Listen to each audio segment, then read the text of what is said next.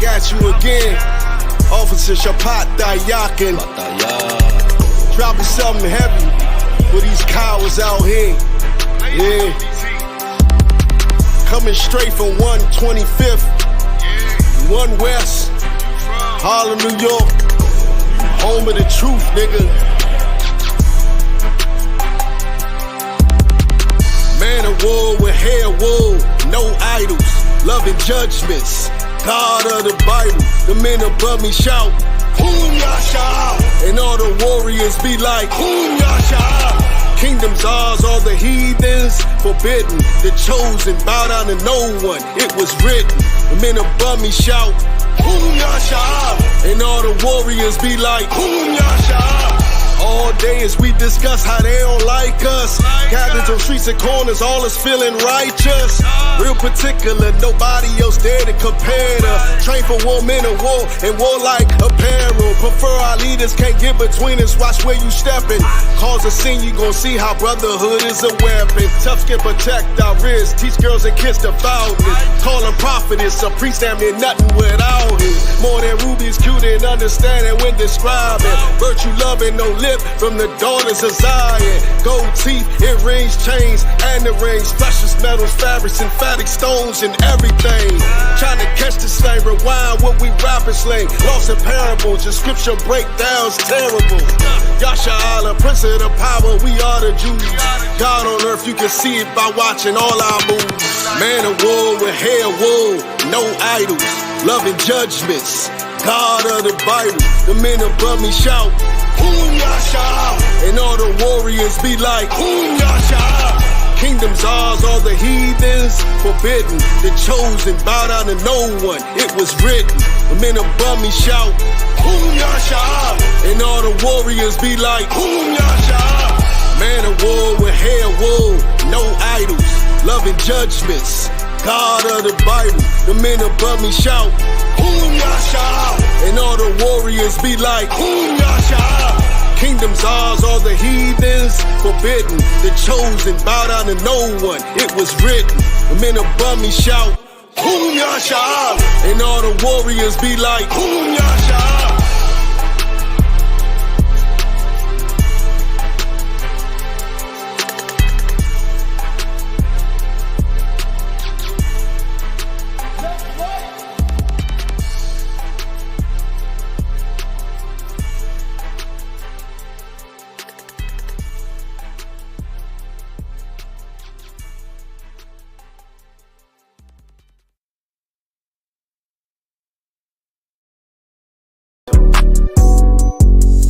Yeah. I.S.U.P.K shit, man, 1 West. Hey. I'm a U.P.K nigga, I'm stuck in my ways. That's on them, letting cowards fill up they ranks. Goddamn, lost tribes got them following waves. Loyalty a lifestyle, nigga, I'm just saying. Yeah, I'm a saint, no New Orleans, it's going up. Next spot, we at the B&B. I'm turned up, I'll pull up in the SRT. Burning rubber, hey, U.P.K shit. Look, met her at the club, told her pull up to the lobby. She know I'm in the coat, we're all black, no Illuminati. This my other half shit, I can't move without it. These my motherfucking brothers, yeah, what I'm gonna do without them, yeah. If it's beef, I can't wait to sink my teeth in. Niggas going overboard, they off the deep end. Why you tripping off that hoe? That's some weak shit. Told him put me in the game cause I love defense. Yeah, put me in the game, coach. Fuck you thought, he let his colors fly. He ain't cut, we cut him off. Yeah, bounce on, let my fringes swing. Yeah, I'm a dog, and she say she find me interesting. Yeah, want me to call, put me in the game, coach. Fuck you thought, he let his colors fly. He ain't cut, we cut him off. Ay, bounce on, let my fringes swing. Yeah, I'm a dog, and she say she find me interesting. Yeah, want me to call, I ain't gotta settle, I got options, ma. No, I stand on business, my name not Tazar. I'll pop you with this pocket rock. Feed a nigga shells like a taco truck. Hey, this bitch got sound effects, it go. I ain't tripping on no drink, got bottles in a room. I'm in Durham, North Carolina, bitch, it's 12 a.m. Look at them, they ain't none of us, and we ain't them. I told him, put me in the game, coach. Fuck you thought, ayy, let his colors fly. He ain't cut, we cut him off. Ayy, bounce out, let my fringes swing, yeah. I'm a dog, ayy, she say she find me interesting, yeah. Want me to call, put me in the game, coach. Fuck you thought, ayy, let his colors fly. He ain't cut, we cut him off. Ayy, bounce out, let my fringes swing, yeah. I'm a dog, ayy, she say she find me interesting. Want me to call, yeah, yeah. UPK shit, man, you already know what it is. It's the 55th annual Passover, man, turn up. We gon' do this shit the UPK way, not the other way. You hear me?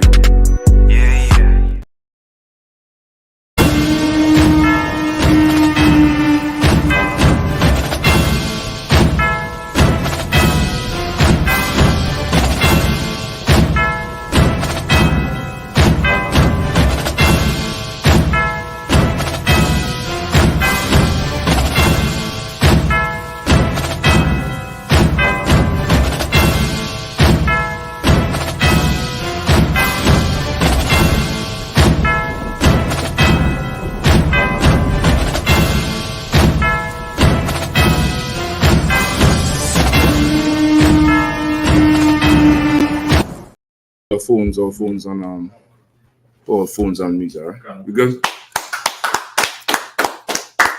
you have a shot like a thumb, you have a thumb by Shimmy Shai. I.S.U.P.K. Washington DC Scripture Breakdown class every Wednesday. You all know you all could get it in here. Of course, classes all day, every day of the week, online. No matter where you are, you don't have an excuse. You could definitely, get in, get all your questions answered every single day of the week. John Hyman does classes twice a week. Y'all could get it in Monday and Thursday as well. You know what I mean? So tonight we're going to go into more on Juneteenth. Y'all know we in that Juneteenth season. And it's damn near like June is turning into a damn near second Black History Month, right? With Juneteenth, because there's a lot of people who still, especially up north, like Juneteenth, I know was a very, very popular celebration or day in the South, right around, especially around Texas, Oklahoma, that region. And for years, it was just like a very popular family reunion. That's the best way I could describe it, because it was never given the respect or observed as a national holiday, as a nationwide holiday. You get the point? And, I know for sure up north, a lot of people did not know what the hell Juneteenth was. And still to this day, even though it was passed with legislation to be recognized as an official federal holiday, it's still very vague. People don't know. And this is why that critical race theory, to shut that down in schools is a disservice to the Black community. Is an absolute disservice to the 12 tribes, because not knowing certain things, it does harm. They say what you don't know can't hurt you. That's an absolute lie. That's more slick talk from the oppressor. You get the point? Like this was something that the oppressors refused to let the slaves know, to prolong slavery, to prolong their profit, to prolong their beliefs. And slavery by no means was just employment. By no means was slavery, employment and, people had jobs and all that shit. Don't believe none of that nonsense. You get the point? I think even till this day, certain states say they're not recognizing Juneteenth. Certain places ain't recognizing it. They don't give a damn. They're just not doing it because it's some nigger shit. But imagine some history of the Holocaust came out, and the Germans didn't release somebody at a certain time, or lied and said, yeah, this is not going on, something. They would call it anti-Semitic. They would have a whole lot to say. They would yell it from the mountaintops. You get the point? But only because it's us, everybody gets to sweep under the rug what was done to us, what's still being done to us, and the repercussions from the things that was done in history, right? It wasn't just the violence, it's systematic or systemic.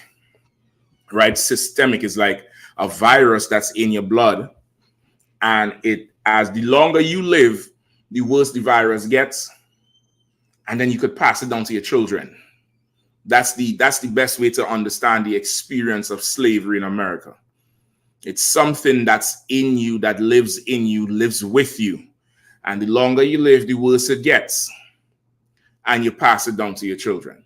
And they pass it down to theirs, they pass it down to theirs with the same effects of the more time you have, the worse it gets. Then it never gets better. It just gets worse until you come into the truth, and now you can identify it. And then what you passing down to your children is reason more than symptom. You get the point? Is you passing down a reason and understanding more than symptoms now.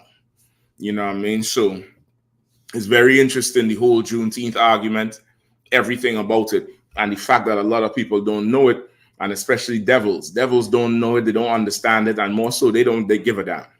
They don't care. As long as, Friday they get paid, that's fine. You know what I mean? So we're going to go into it for sure. Of course, you all know the drill. If anybody have any questions, put them in the chat. In the room, raise your hand. Go ahead, Bukash.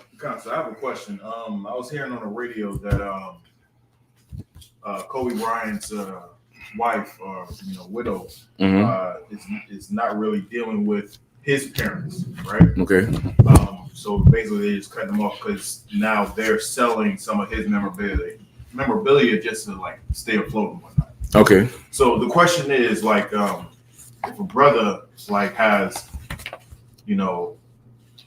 because when a brother passes on, he's supposed to give his inheritance to an heir, basically mainly his firstborn son. Okay. But if he doesn't have a son, and he just had, let's just say he has, all girls. Mm-hmm. The person who was supposed to be taking over was supposed to be taking care of the household as if he was there. You know what I'm saying? So if that doesn't happen, who would control like his estate? Like if his parents get old and they're supposed to Oh, I see what you're saying. Way. Okay. You mean like in his case where he had only daughters? Okay. One day in the world, right? And people in the world, money is, people in the world would do all kind of stuff for money to their own family, right? What happened with his parents? I heard about it. I don't know absolute details, but I think his parents did not approve of her because she was Mexican, right? Come on, correct me if I'm wrong. I think it had more to do with they were both really young, and they didn't sign he didn't sign a prenup, and they were pushing for that, and he was like, no, I'm not going to do that. Which is his right. You know what I mean? It's definitely his right.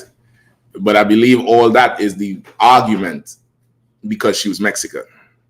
Like, you're too young, you don't know what you're doing.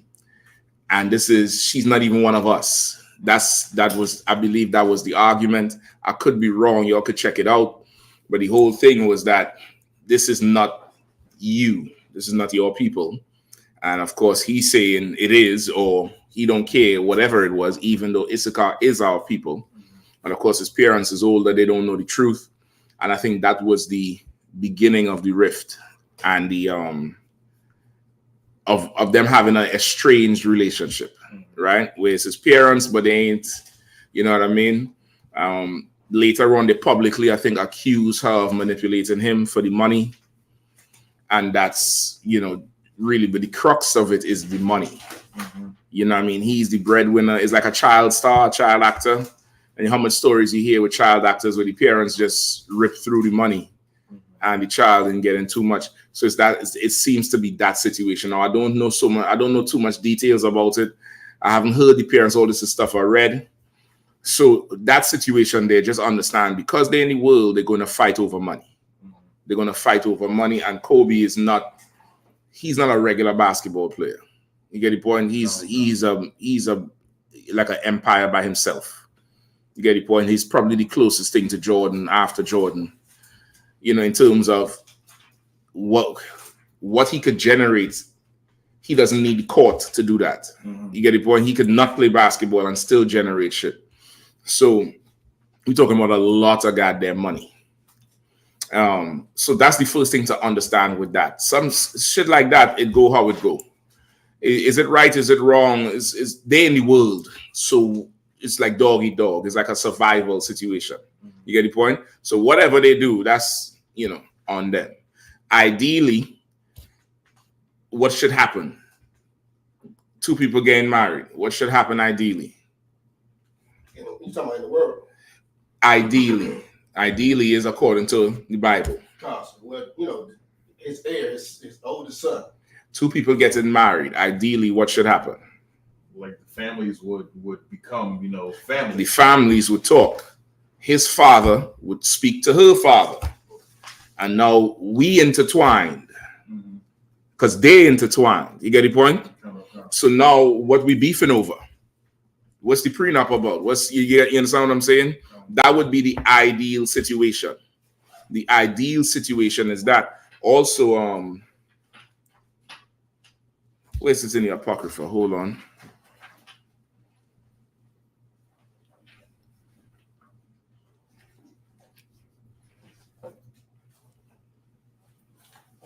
Bear with me one.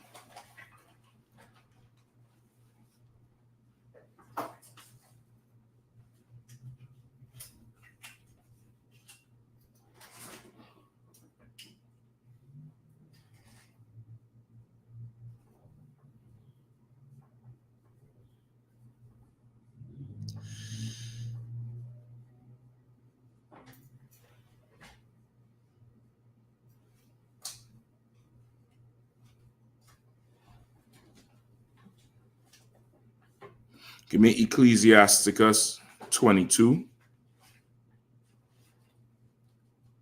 and 4. I think that's what I want. Hold on, let me look at it real quick.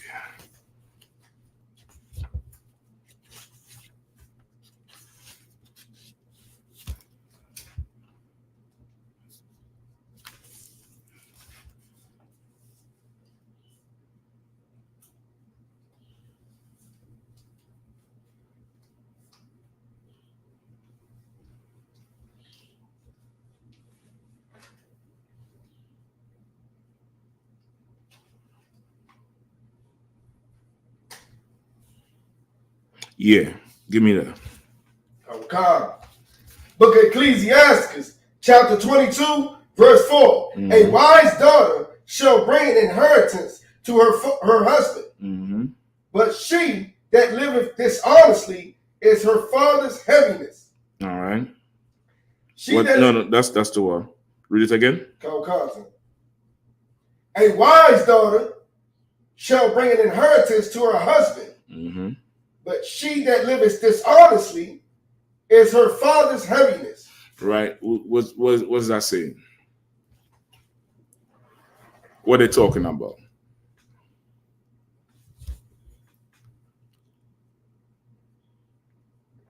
Read it one more time.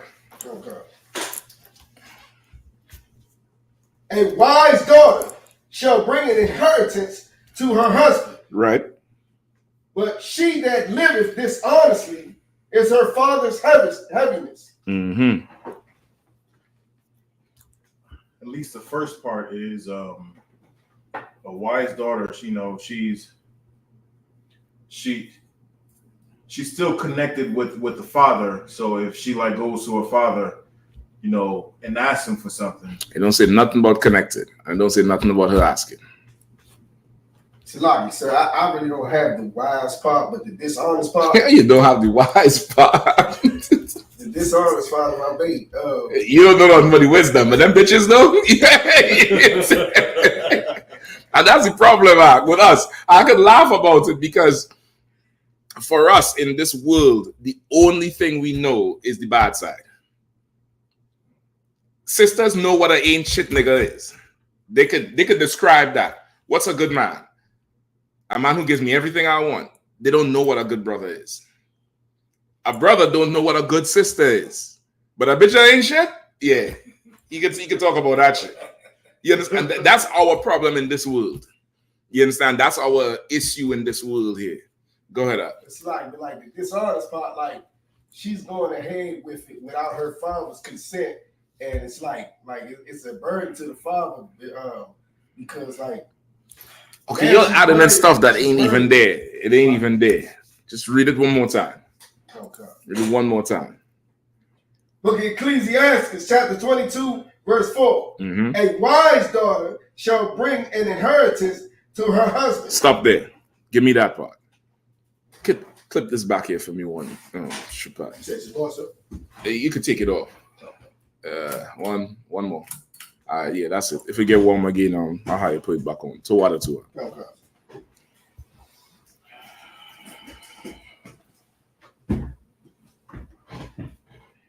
Come on. Don't forget to monitor online too, so if anybody else can. Go ahead.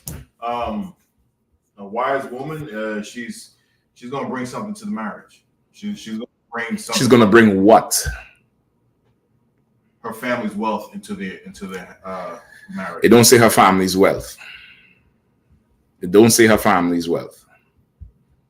It says an inheritance. An inheritance don't have to be the family's wealth. An inheritance is whatever the father decides to give her. The family could have 500,000 head of cattle. He could give her 30. That's her inheritance. That's not the family's wealth. You understand? Your father, you have more than one child. You wisdom would dictate everybody gets something. Because if you give one person everything, that motherfucker gonna be hated. You get the point? Okay. Now, whoever has the most gonna be hated anyway, but you could appease stuff. You give somebody something, you give somebody something, give somebody something. But the wisest one, the one who is most like you, the one who knows how you do things, the ones who knows your connections and knows your people and know how to talk to when I say your people, your business people or whoever you're dealing with. That one would get, of course, more than everybody else. You get the point? Okay. So now a wise daughter would bring an inheritance to her husband. If she is a wise daughter, what is a wise daughter? An obedient daughter? Done. She's wise. When she goes to get married, her father is going to give her stuff. You understand? Because that's his princess. He's going to give her whatever he has. Not everything, but he's going to, give her. She's going off to live somewhere else now. You get the point? It might be close, might be far. You understand what I'm saying? Just think, okay, the closest thing to understand is think, a man sending his child to college. Are you just going to pack the suitcase and drop them in the airport? No, you're going to open up that bank account. You're going to give them this credit card. This is for emergency, not to spend. This other one you could spend.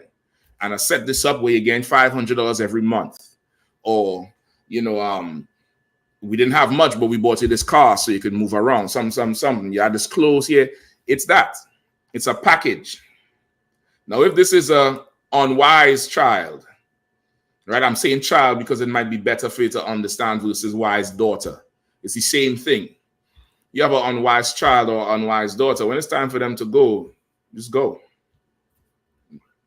I'm just about tired of you. Can't wait for you to just go. What do you want? Bubble gum. Here. You get the point? I'm not giving you nothing.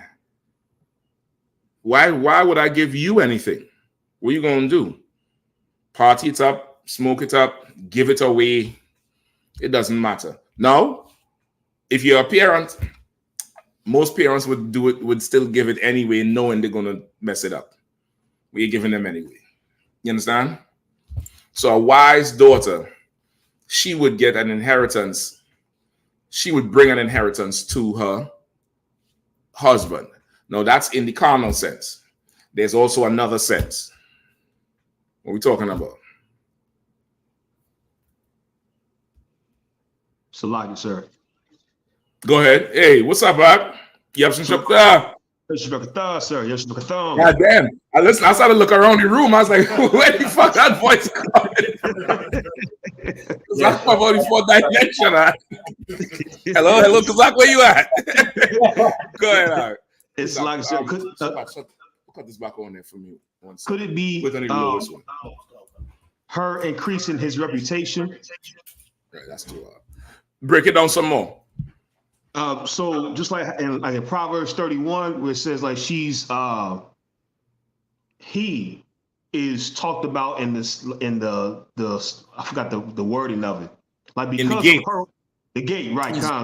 He's known in the gates. Right, Khan.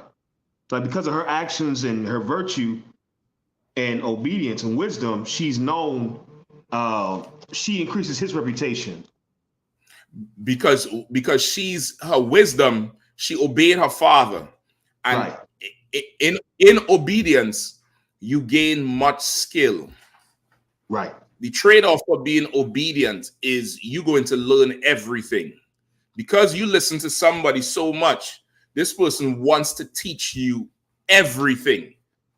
It's like a teacher in school or a football coach or a basketball coach, where there's this one kid who always does what the coach wants. He don't care. Whatever the coach said, 100 suicides, he doing it. And he doing it like because coach said it. The coach say, drive any paint, kick it out wide, even though he could go lay up and dunk on somebody. He's doing that. So guess what happens? After the game or before the game, he in the coach office and nobody else here what they're talking about, because the coach is now bringing him on a level now. Because this one here, he listens.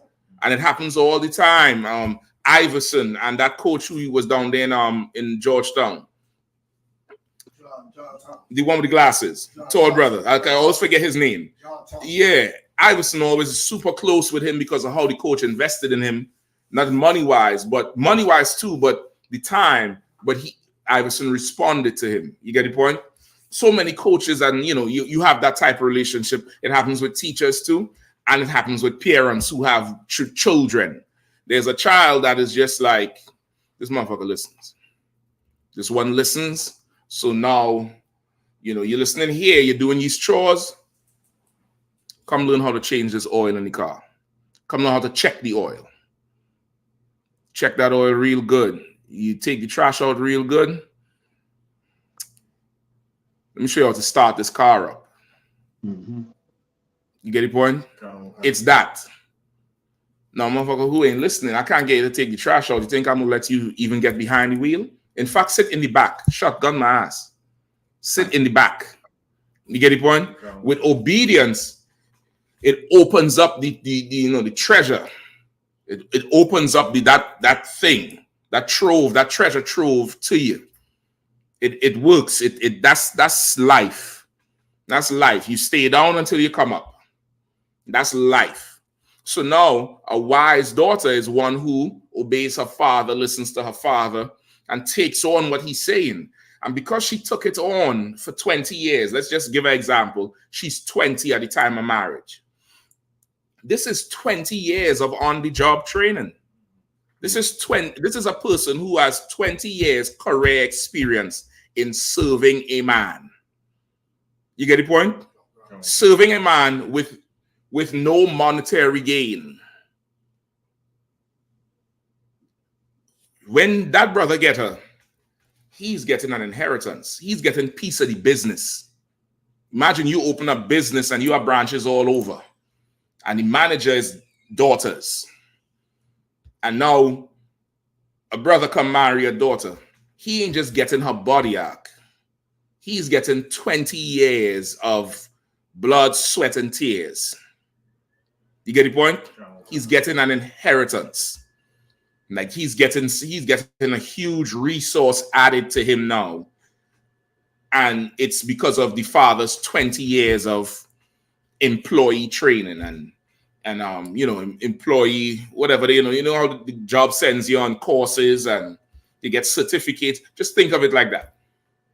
It's not, you ain't just getting a boxer. You're getting, a resource, an engine. You're getting an inheritance. she's bringing that with her. Even if she come empty-handed, she's bringing that with her. Now take that and add that she might get a piece of land somewhere. This land here is yours. Always bring the grandchildren here, bring them up. You know, I've been putting aside money since you was a baby. Take this bag. Don't count it in front of me. Don't embarrass me. You know I'm poor. But I put aside money since you was a child. For 20 years, I put money aside for you. Please take this and do something with it. Just to help you start your life. You get the point? That's a wise daughter. That's a wise child, just on the whole. You understand? What the hell we was talking about? Kobe Bryant. Shit. Goddamn. So it's understanding that part. Ideally, that's what would happen. The parents would get together, and it's not, you ain't looking at this girl like she's a thief or she's unworthy because you met her parents. You know her. You know, the parents know each other. You're courted for a long period, which means the parents would have courted for a long period. You get the point? Y'all would have gone over to their cookouts. They come to your cookouts. You understand what I'm saying? There's enough to be shared where it's like, we know each other. We know each other now, and it's fine and it's ideal. But this, what's going on with his situation, even without intricate details, it's just being in this place, being oppressed, not knowing we brothers, Issachar and Judah, not knowing they're brothers. You get the point? And it's one taking the daughter of the other one. Give me even Tobit.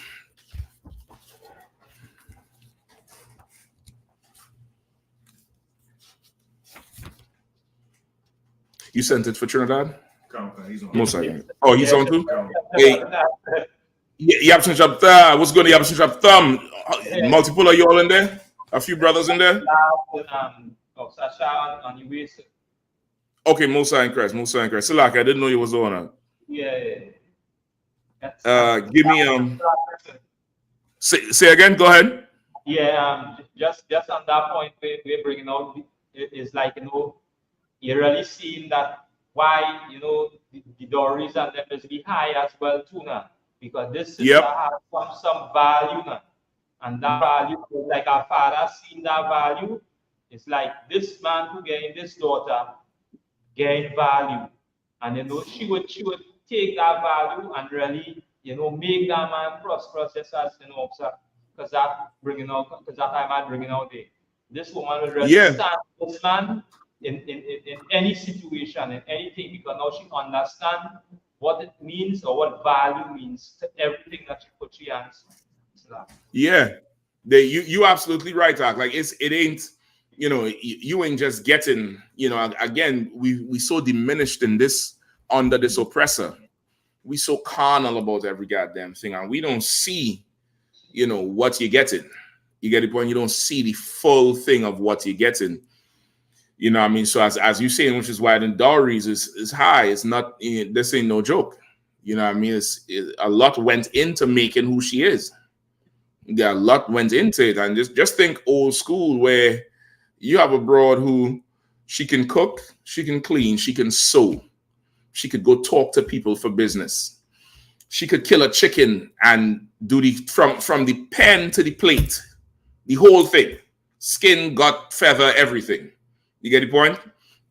She could go to the market for the father. She could conduct business on his behalf and not take on the position of a man, not take on the disposition of a man. She could handle situations. You understand? Like, that's, brother, you can't pay for that, Ark. Go ahead. It's like, if I could, I know women who don't even like touching raw meat.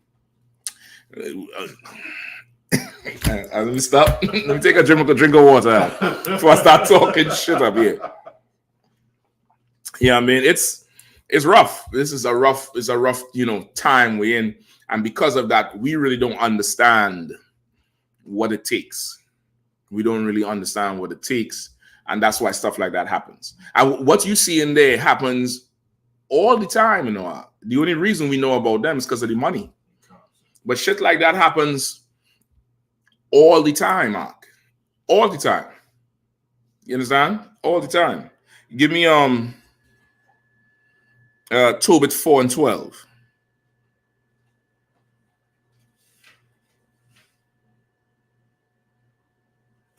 Concord. 12 and 13.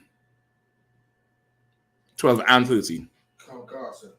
Book of Tobit, chapter 4, verse 12. Mm-hmm. Beware of all whoredom, my son, Go ahead. and chiefly take a wife of the seed of thy fathers, Mm-hmm. and Right. take. Go ahead. And take not a strange woman to wife, Mm-hmm. which is not of thy father's tribe. Mm-hmm. For we are which is not. For we are the children. For we are the children of the prophets. Mm-hmm. Noe. That's it, right? Noe. It would be Noah. Noah. Right. Noah, Abraham, Isaac, and Jacob. Go ahead. Remember, my son, that our fathers from the beginning, even that they all married wives of their own kindred, Mm-hmm. and were blessed in their children, and their seed shall inherit the land. Right. So, like that's what I say. Ideally, that's what would happen, because to not take a wife for your people, it's against the culture and the spirit of the Bible. And the Bible telling you is, to avoid whoredoms, take a wife for your people. So what he did was absolutely right. It was absolutely right. It was culturally right. It was good for all the 12 tribes. It was good to see, because this was a young baller, especially in that time he was coming up. It was, I mean, the norm was a white woman. The norm was, some heathen. Charles Barkley, you get the point? The norm was some heathen, some something. So it was good to see a young brother doing that. And now this sister is Latino, I.S.U.P.K. That was good. And he's on the West Coast as well. You know what I mean? That was so good for the culture. It was good for us to do. And it's, again, his parents, based on what I've seen, without understanding, was trying to put something evil towards him. And of course, he stood his ground. He stood on it. And now, and it's damn near, it's good that he did it with this sister, because now he have 3 daughters. He ain't got no sons that we know of. And I know he would want somebody to do the same for his daughters. You get the point? Like, that's the way you got to look at too. You got to look at, okay, how you treating somebody's daughter. What's going to happen with yours? You get the point? Keep reading. 13. Verse 13. Now therefore, my son, love thy brethren, and despise not in thy heart thy brethren. Right? He's saying, love the brethren, and despise not in your heart your brethren. And that's what happened with the parents. You get the point? The parent, I believe, if I'm incorrect, somebody please let me know. You could get the food too if you all want. You could eat in class as normal, all right? Right? And you could break down this drink here if you need to, or water, whichever one you all want.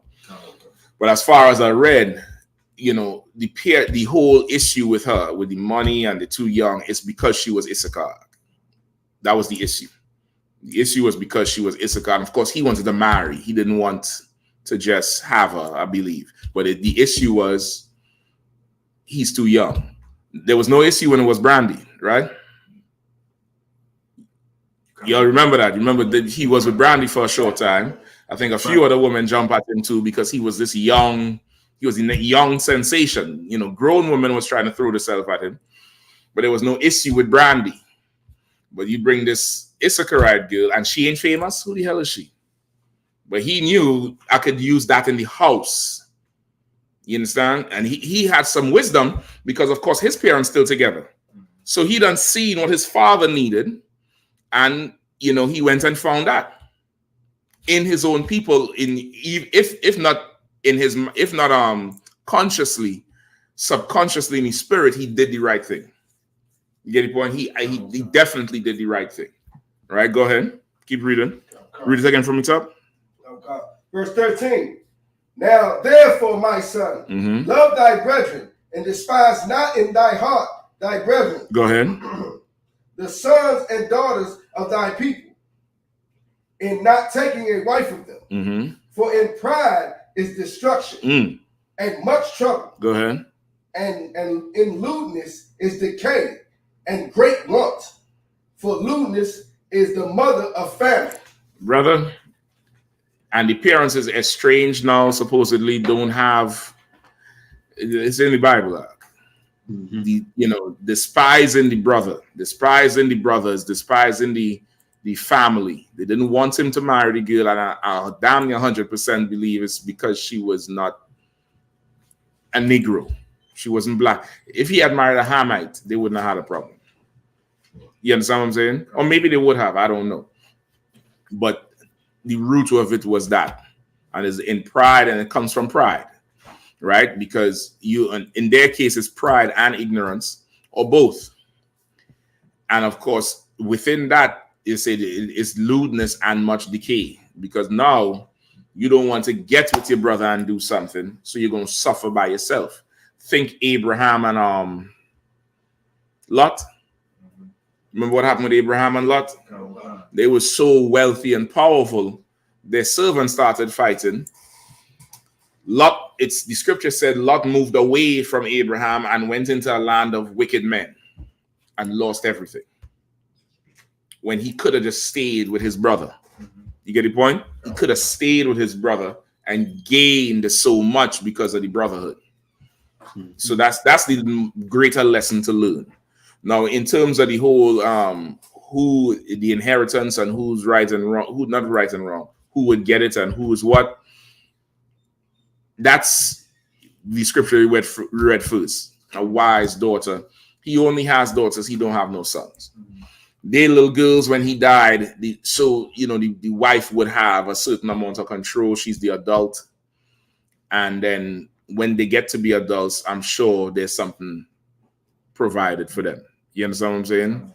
In a situation like that, regardless of boys or girls, that's what you would consider when it comes to that stage. You get the point? With somebody like him who has a whole ton of money, they usually do financial planning for if something happened to them. You know what I mean? They do a whole lot. They do more flying than anybody, more driving than anybody. They usually do some sort of financial planning. And in a situation like that, again, ideally, because the parents are to, everybody, the family is there. Him passing, it doesn't mean now we all fracture because of money. You understand? It doesn't mean that is more so now this is a safety net, a cushion, where you don't have to worry anymore about how it would be in the world with family fighting over money. Because the family's done together. The family's done together and respect each other over time. Who knows? He might have, her parents doing something for him, managing something or starting, you get the point? And everybody rolling together with something. Just think like the UPK. Think like how it is in the school where brothers and sisters get together on so much different little business ideas and ventures and doing this and doing that. And it's, it's smooth. You get the point? It's so way smoother than in the world. You're going to get hiccups with anything. You're going to get bumps in the road with anything. But it ain't that thing in the world where you fighting and, over cash and breaking up over cash. You get the point? It's not that. So that's the real lesson to learn. Like, they just in the world and shit, whatever. Yeah, I mean, whatever. They could, they're doing, I'm sure they're doing pretty well. They ain't in the shelter. They ain't getting evicted. You know what I mean? So it is what it is. Tell me I'm Kobe Bryant's father. Listen, man, I'll have a podcast, man, raising Kobe. And I'll be making money. Yeah, I mean, whatever. You know what I mean? So that's it. In a situation like that, they're just in the world. They're just in the world. That's all. All right. Anything else? Are we good to go?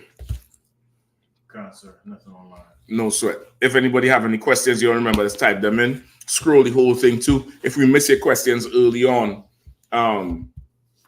definitely please retype them in and we go from there. All right. So we're going to go a little bit into the Negro Leagues. All right. I want to get that out of the way from last week. We didn't get to it. All right. Now I'm gonna need hold on. I might need you to read Shapat. You might have to come up here because it's different pages.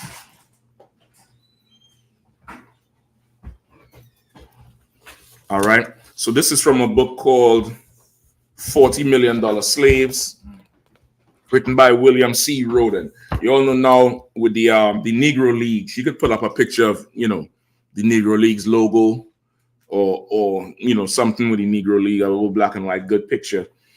And he wrote a book, $40 Million Slaves, talking about black professional athletes that, you know, we are still slaves in the empire, even though we signed these big contracts, these huge contracts. And, you know, the whole sports industry is really a plantation.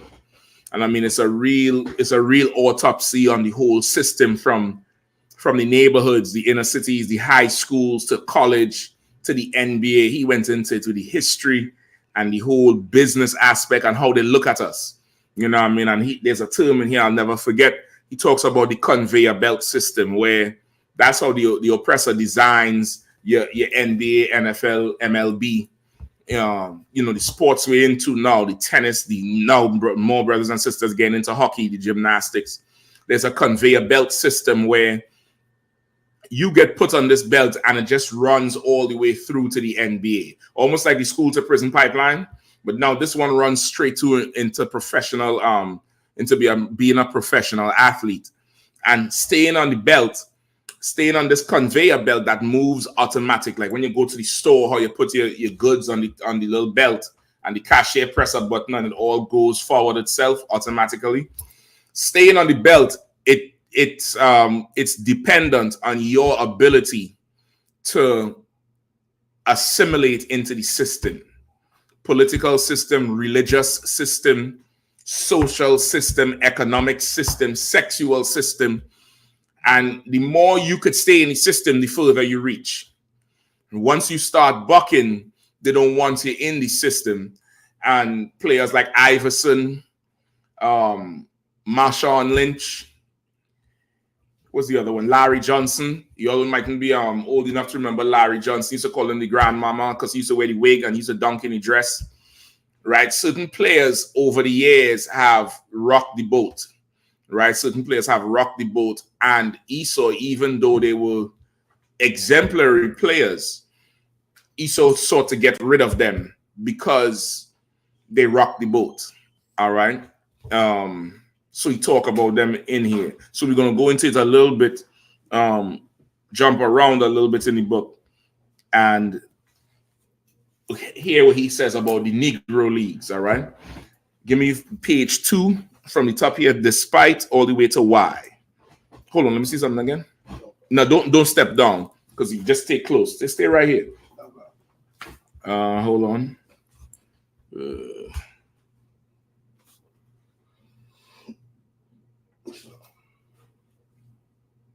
Right, all the way to where it says danger. All right. Go ahead. Okay. Despite their 50-year rise to prominence on the fields of integrated sports, African-American athletes, male and female, still find themselves on the periphery of true power in the industry their talent built. Right. So he's saying at the time he wrote the book, he's saying there's been a consistent 50-year rise to where you have athletes today. This book came out, I think, 2008 or something like that, 2008, 9, somewhere around there. Right. So just think about that period. It's even more powerful now. But just think about that period. Even before, the people don't understand the whole Jordan move. He was damn near the first to do what you have today with the athletes being with the endorsements and becoming bigger than the game.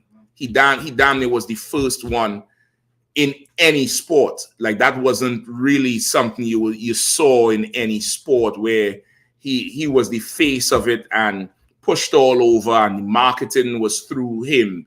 He was damn near the first one in any sport, and everything after that with endorsements comes from him. So what you see today at one time was not normal. It wasn't normal at all. That, shoe deals and, sponsor, that shit was not, by and large, a normal situation. OJ, to a point too, was like that with the Hertz commercials and, the different endorsements, but it wasn't on the scale of Jordan. The scale of Jordan was that thing. So he's saying, even though black athletes, male and female, rose to a certain level, we were still on the outside of the business that we built. You get the point? They were on the periphery, meaning on the edge. We were nowhere near power and money in that type of industry. So think about the money they spent on Jordan, marketing. You could look it up at the time, how much money they put into him and put into all these other athletes. And we look at it like that's huge money. Like that's big money. They talk about the Jaylen Brown, the brother from the Celtics, the old genius brother. They say he signed the biggest contract in NBA history. I think it's like $50 million a year or something like that. You could look that up too. Somebody look it up and tell me. One of you brothers online, Jaylen Brown, right? I think they say he just signed the biggest contract in NBA history. Even that's getting downplayed. Back to what I was talking about before. They don't highlight the shit that we do good. They don't, like this brother here is a goddamn genius. He's an absolute genius. Secured the biggest contract. He had a tweet saying his high school teacher told him that she would see him in the police lineup in a few years. And this brother went on to be a full-out genius, scholarships to MIT, professor, NASA, I think, pull him in as an engineer studying different sorts of astrophysics. And he bouncing a ball. And the fact that we don't know what his contract is, the money, like outright, we don't, you can't call out the top of your head. It's proof what I'm talking about. Go ahead. 5 years. I got something right here, sir. 5 years, 200, how much? $286 million. 286 million. Goddamn. Kazak, what you got? I got Jaylen, this from ESPN. Jaylen Brown, Celtics agreed to record 5-year, $303.7 million Supermax extension. Right? 303. The extension, I believe, is from the 286 to the 3. So that's about 50 million a year. You get the point? 50 million a year. That's huge money. And this brother, basketball ain't his life. You understand? And to us, it's like, damn, he getting 50 million. You know how much brothers going and bounce a ball? No. And he getting that over 5 years. We still on the outside. What kind of money they really making to cut him that check out? Right. You get the point? Right. He's still on the outside. Listen, forget about outside of America. That money is like big here, right? That thing you all like to call soccer, them niggas making that in one season, half a year. I mean, the niggas making 500,000 pounds a week, 250,000 pounds a week. And still, that's not the, that's not the pinnacle of it. The pinnacle is who's signing those checks. Right. So that's what the brother went into with the book, right? Keep going. Go. In the public mind, the black athlete is still largely feared and despised. Mm-hmm. In keeping with the history of black Americans, whose success is often seen as imminent danger, Right. Read the last part again. Come. In the public mind, the black athlete is still largely feared and despised. Mm-hmm. In keeping with the history of black Americans, whose success is often seen as an imminent danger. Right? Why is that? Why is it that the black athlete is feared and despised? And the success of the black athlete or black people in general is seen by America as imminent danger. Why is it seen? It's seen by, the oppressor as this is something bad. This is something horrible. We can't have this going on. Why is it like that? Who knows? Go ahead. Because they have so much influence if they were to speak the truth and the things that they know and speak for their people and motivate us to do right.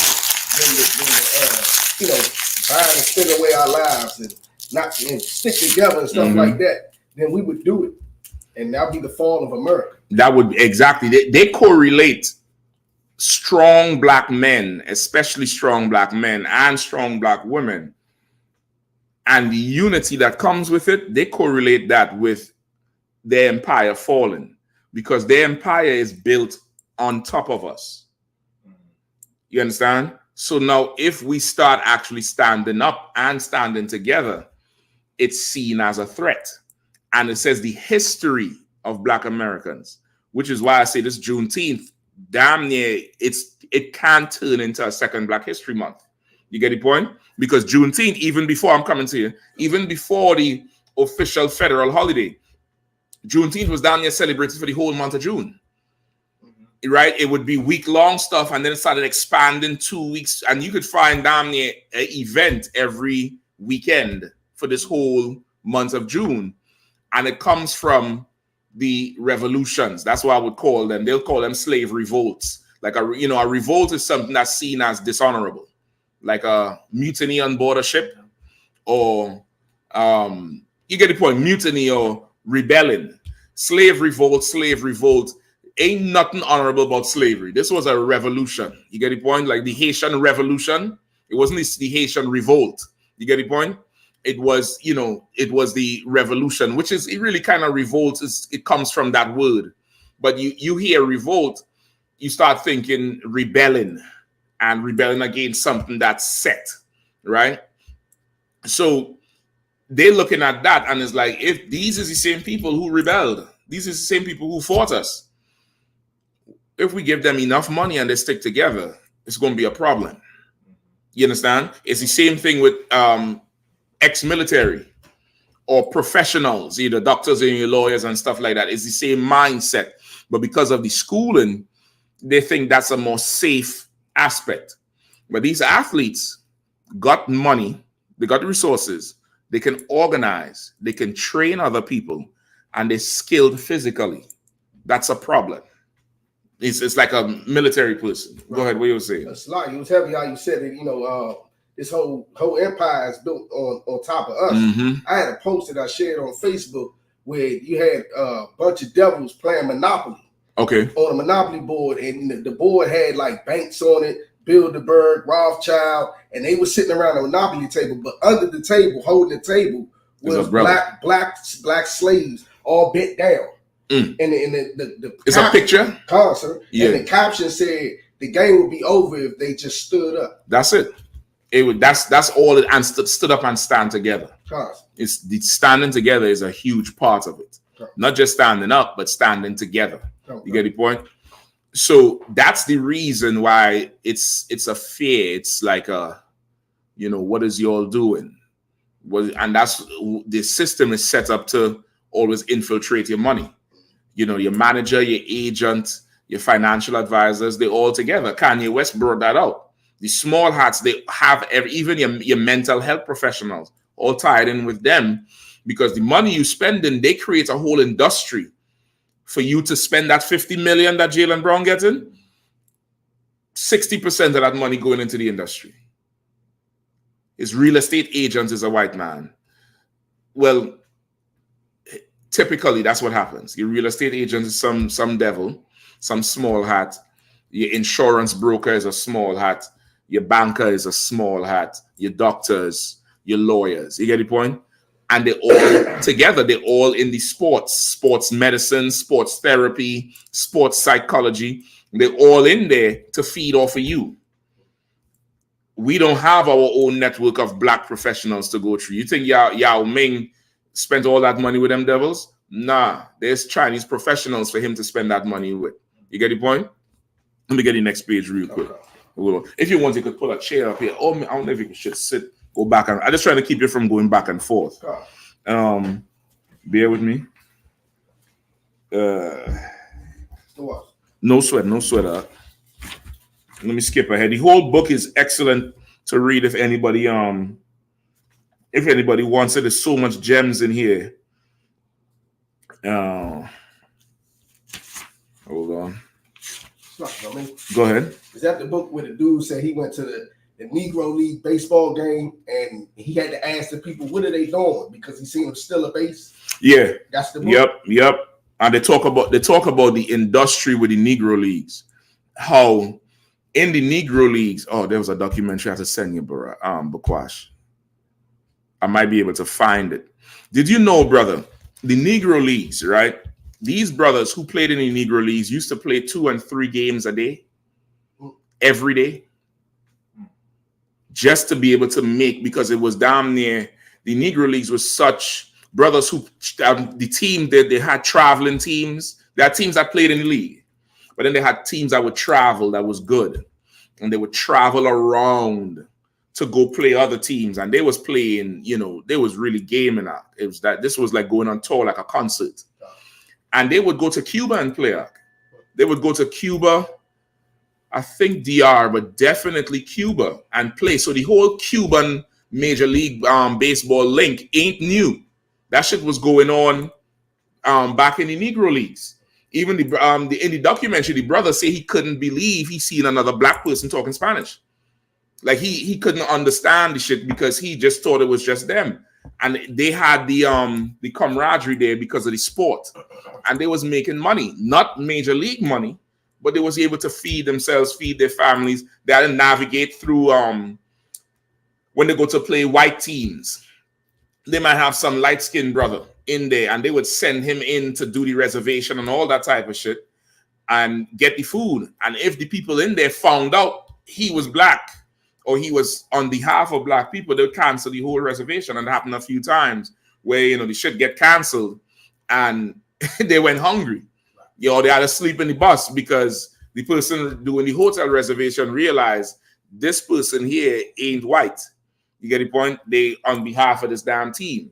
So them brothers was rolling so hard, brother. And they talk about the atmosphere. I think I might probably get to it here, where they say the atmosphere in the Negro League stadiums was so electric.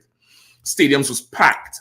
It was industries. You had people selling pies, food, drinks, trinkets. And while the game going on, there's music playing and people clapping. And I mean, it was so electric in comparison to the major league thing, which was a more like church. It's not, was us. Go ahead. Concert. It kind of sounds like a basketball game today versus the And1 mixtape tour. Or the Rockers versus, bounce. You know what I mean? It's like we bring flavor and excitement to everything we do. All right. Hold on. Slaki, go ahead. I was about to say, like you were saying, the person was selling pies and this, that, and the third, but that was in the stands. Whereas in the major leagues, you had to walk down to the concession stand to buy food. Where we selling it right, popcorn, get your popcorn. Yeah, people walking through. You'll have somebody cracking jokes. You big head, something. Yeah, go tell your mama something. The whole crowd laughing, and it's a more fun atmosphere. It's a more electric atmosphere. There's some accounts in here. I'm gonna try to see if I could find it too, where scouts would come to the Negro Leagues to try to lure brothers away, and they would just like coming. They say this, they would just like coming. It wasn't about work no more. It was just better being here, right? Give me here read from early in the formation down to represented. I believe that's what I have. All right.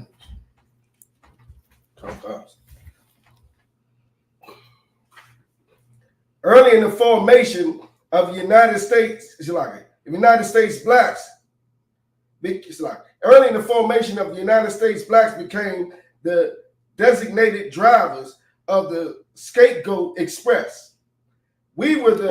Hold on. Let me see. I think you're probably reading it a little bit wrong. Okay, there's a comma after United States. All right. So give it a little pause right after United States. Okay. You two up? Come on with me up. Early in the formation of the United States, blacks became the designated drivers of the Scapegoat Express. Right. Now, of course, he's a black writer. And the way he writes, sometimes you had to read it twice to understand what he's saying. Anybody understand what he's saying here?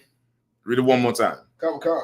Early in the formation of the United States, blacks became the designated drivers of the Scapegoat Express. So, like, What's he if I saying? may, Go ahead, Ak. Kawakar, sir, is saying like black people were at the forefront of being blamed for anything. Like if That's anything happened, they were at the forefront of being blamed. That's it. Like the Scapegoat Express. Like you know, a scapegoat. A scapegoat is like you blaming somebody for whatever. He's the scapegoat. We're gonna see, you know, we just blame everything on him. It's his fault. But this is the driver of the Scapegoat Express. He right at the front. So anything early in the formation of America, black people was blamed for everything. Black people, you know, cotton and selling is because these niggas, they're picking bad cotton. You know, the sugar cane ain't sweet. Them niggas, they ain't know. Too much, the water in the field, too much, diluting the cane. Go ahead. So lucky the 13 states didn't get together to fight against the British until John Adams gave an address that said, and if we don't get together, these niggas and these redskins, they gonna fight with them. Listen, I watch it's like a docu-series on John Adams. It's supposed to be historically accurate. It's a few years ago on the History Channel. And that devil lost, I think he lost his daughter, and damn near lost his life trying to bring the Union together. They would not come together for nothing. And he went to France to get money. He went to the Dutch to cut a deal, saying that, you know, they'll benefit from the new American government.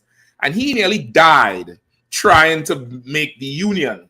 And finally, he had to introduce, if we don't get together, these niggas here and these natives, they're going to get together and beat us. And that damn near was the catalyst to put everything together.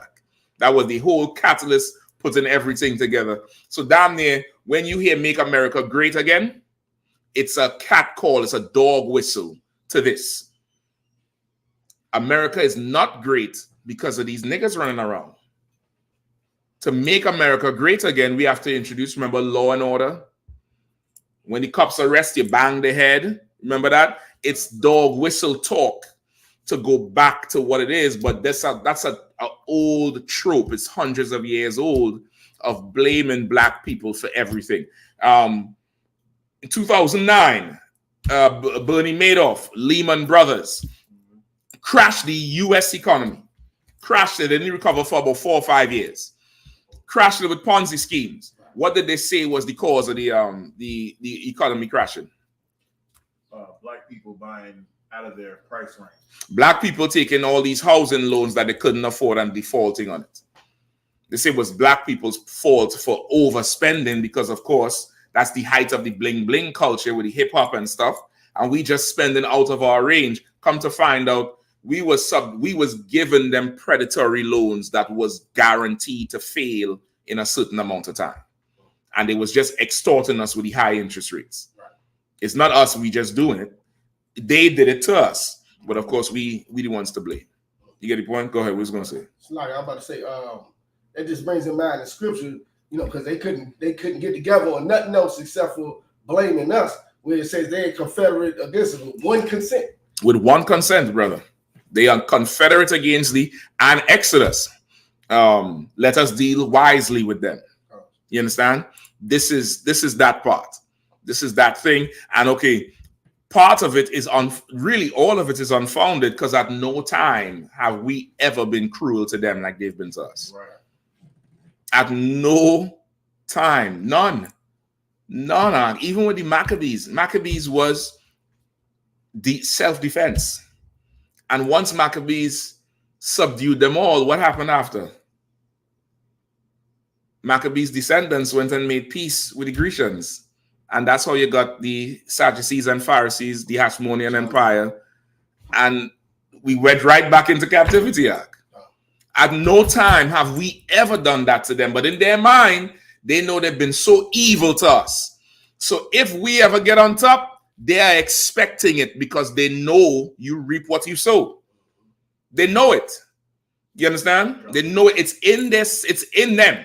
They know it that you can't let them get on top because they're going to do to us what we do to them. You have to listen. They stop us on the street from doing a boot kiss. How many times you see some captain save a devil running? No, don't do that. Don't do that. And it's a black person, it's an Israelite, pulling them up. You're wrong for that. Y'all don't do that. We are people, you're going to have to force to oppress other people out. Not everybody can do that job. That's why the kingdom of heaven got to be, great. Because while the majority of us enjoying it, some of us are going to have the job of passing legislation to oppress. Not everybody could do it. They ain't got the heart for that thing. You understand? As a people, we are not them. We are not them. They teach Eminem to rap. They teach Justin Bieber to sing. Them boys singing country music. That ain't country. Get that out of here. You get the point?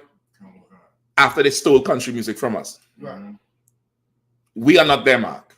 The brother in Trinidad, Officer Bariath. So he was telling me Monday night after the feast day, y'all give Trinidad a hand. They came together strong on that feast day.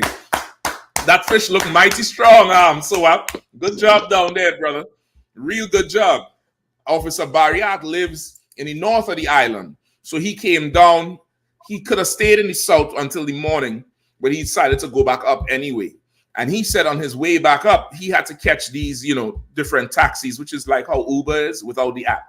Somebody just have a private car and they'll run the route to where you go and you just pay them. He said when he went on the first leg of the journey, the East Indian driver tried to charge him 3 times the rate because it was late in the morning. It was late in the night. So he said, I ain't paying that. And then a brother came around and charged the regular rate. He went to the brother. Then he went up north where he's at from the main spot to go where he actually lives. Another East Indian driver want to charge him with 4 times the rate for a shorter ride, like from here to somewhere downtown DC. Imagine, that's what in an Uber late night. Late night, you might pay $15, $20. Imagine they tell you $100. And it's not New Year's or not something major going on, but just because it's late. And he just tell him that. He said, nah. So there's another brother there waiting for a taxi as well. Bariath and the brother decide they ain't going with the East Indian. About 10, 15 minutes later, a brother came up with a car and he charged them the regular rate and he go. And that East Indian did that because they was black. He would not do that to his own people. You get the point? And that's the type of people these heathens are. They will skin us alive. They will take advantage of us. But the minute we start to rise up in power, they're worried because they know what they was doing. They know what they was doing to us, and they think we'll have it in our mind to do it back to them. The sad reality is the majority of our people don't have it in our mind to do it back to them. The majority of our people want what?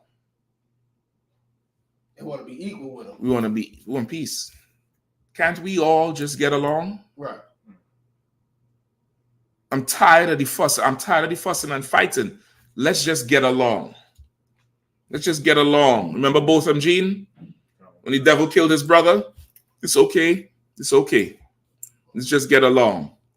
The majority of our people are like that. They really have nothing to worry about. Absolutely nothing. Nothing to worry about. Let's get back to it. Go ahead. Read it from the top again. Early in the formation of the United States, blacks became the designated drivers of the Scapegoat Express. Mm-hmm.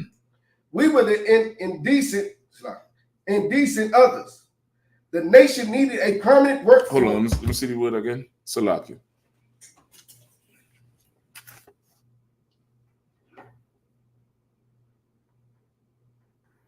Right. We were the indecent others, meaning we were the ones who were seen as dishonorable, not decent, not having good moral values, like the propaganda tropes. That's who we were. And the sad part is we buy into that today. Like the brother at camp over the weekend. You're going to see the tape on the DC channel, subscribe to the DC channel. The brother said a lot of our black people are criminals. He's a brother. Right. He said a lot of us are lazy. Then a lot of the other nations, they just work harder than us. They just come over here and they work harder than us. He bought into the indecent others. When that's propaganda, that's not true. If we were indecent, why enslave us? If we lazy, why did you enslave us? A slave is supposed to work hard. Why would you force somebody to work for you for free if they can't work? It just doesn't make sense. Get the point? It's like having a dog who won't bark, don't want to do nothing. Why would you even get that? It's propaganda. Keep going. Okay. The nation needed a permanent workforce and a permanent pariah. See, the nation needed a permanent workforce. That's the whole thing with slavery. The nation needed that, and that's what they got. Go ahead.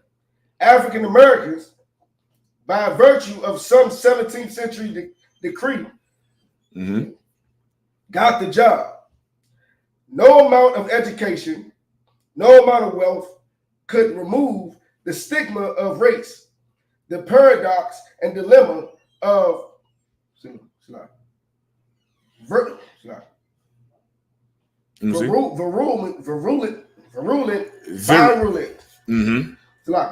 paradox and the dilemma of virulent racism is that our exclusion became the basis of our unity.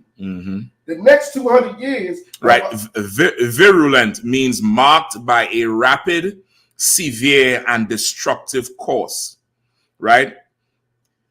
Able to overcome bodily defenses, able to overcome bodily defensive mechanisms, markedly pathogenic, right? Like viral, virulent. So they have virulence is used to describe a bacteria, which is why you would hear I get it from generals that the oppressor is a virus, he's a cancer, because what he's done to us. That's why I said the slavery what we experienced, like they say, was so long ago. That's something that sits in us, and they don't get it. It literally sits in us and it's passed down, right? And that's what they say. Really pause again with virulent. Another definition: extremely poisonous or venomous. Right? Objectionably harsh or strong, full of malice. Right? Go ahead. Okay. African Americans do by virtue of some 17th century decree got the job. No amount of education, no amount of wealth could remove the stigma of race. Right? Stop right there. He said no amount of education or wealth. Meaning what? What do they say for every police brutality or every professional high-profile case of racism? What do they say? Say these cops need to just have more training. We're going to spend some money and give them more training. The higher up you move in society, the white people you meet, they're wealthy. They don't have time to think about race. He's saying it here. There's no amount of training, no amount of education or money that you could give to stop the issue of race. It just doesn't happen. That's why you have $40 million slaves. You have LeBron James, who probably for the past 20 years been the most dominant basketballer on the earth. You have some old reporter making 5% of his salary maybe, said shut up and dribble, and he just speaking. When Tim Tebow did the whole is Tebow? The one who did John 3:16 and kneeling down all the time like he's some preacher. Nobody tell him shut up and dribble. There's another one from New England Patriots. Tom Brady. Say again? Tom Brady, sir. Not Brady. Brady's the quarterback, right? The one I'm talking about, I don't know if he was a receiver. He left the NFL and joined the military to go fight in a war. I forget which war it was. That was in the Cardinals. It was the Cardinals. It was Cardinals. Okay, so like I thought it was Patriots. You know who I'm talking about. I forget which war it was. I don't think it was 9/11. After 9/11. It was after 9/11. He said, the NFL is, he got political. Nobody told him shut up and play. Run the route. Omaha, 459. Nobody told him do that. But with us, you can't say nothing because we did the indecent others. Right? Go ahead. Slaki, go ahead. Pat Tillman, I think that's the name. He left. He left and said he gonna sign up. He said he ain't playing no more on this field. He rather go die in war. Go ahead. Salakia, he did that, went and joined, the special forces, whatever. And he died from basically it was friendly fire. Friendly fire. Fratricide. Yeah, dummy. Man killed. Listen, he is either that or get ALS or not. That's a tough decision. That's a tough decision for a devil. You know what I mean? But you get the point. Like, so much of them do things that's considered political. They don't say that to us, but to them, but to us, you have to maintain this. You got to be a slave. No matter how much education they have, how much training you give them, how much money you give them, they hate us with a perfect hatred. Go ahead. Oh, God. The paradox and dilemma of virulent racism is that our own exclusion became the basis of our unity. Right? And that's what he's saying. And that's why, I mean, the Lord is so great in how he strategized. Where no matter what you do to us, it just benefits us more. That's all. It just benefits us more. We just get better at it. We just become more powerful at it. And it brings us together more. Right. You get the point? It just does it. You thought that putting children in cages on the border would have made Issachar not come? Brothers are accepting Issachar more and Zebulun more because of it. You get the point? You thought separating the tribes was going to do something. We more together now than ever before. You get the point? Like, whatever you do to us, the opposite happens. Keep going. Okay. The next 200 years of our existence were defined by reacting to racism. So our cheering assumed a deeper meaning. Right? So he's saying the next 200 years, meaning 17th century is 1600s. Right? This is round about the bulk of the slave trade started. There was transports of slaves before, but not it being that trade, meaning consistent business going back and forth. Started around about the 1600s. So you see the next 200 years. So from 16, 17, 1800s, 19th century, Black history was really reacting to racism. So how could you have a people who've gone through that for hundreds of years and now today ask us to forget it? This shit is in our genes now. This shit is in our DNA now. You get the point? It's in us. We've been bred to react to it, and we'll carry it every day. Don't talk about not playing the race card. Nigga, I am the race card. It's in me. I can't separate from it.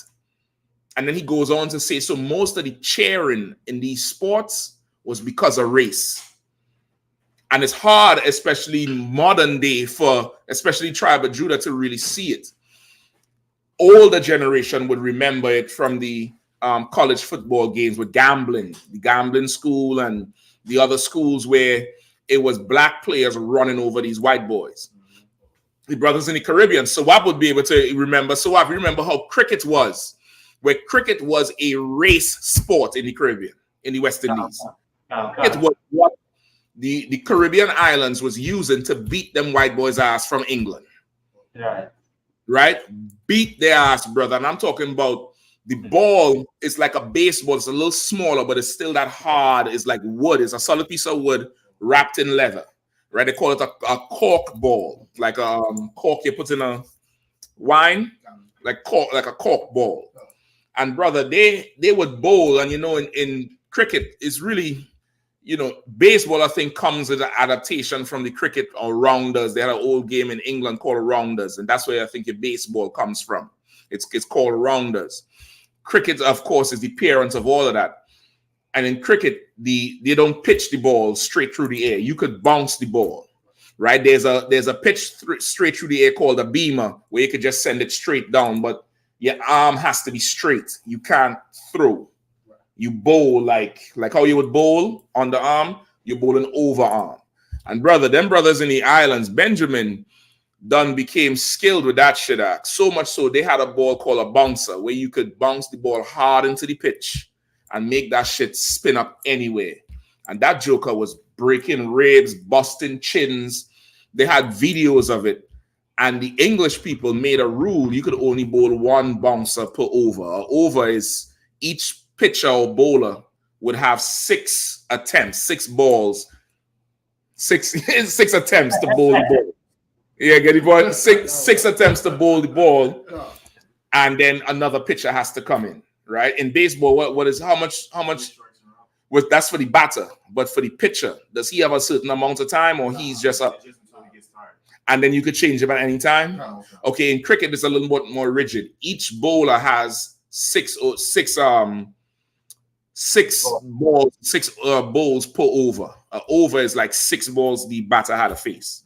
Then the coach could send him back in or send somebody else, switch it up because you have different types of bowlers.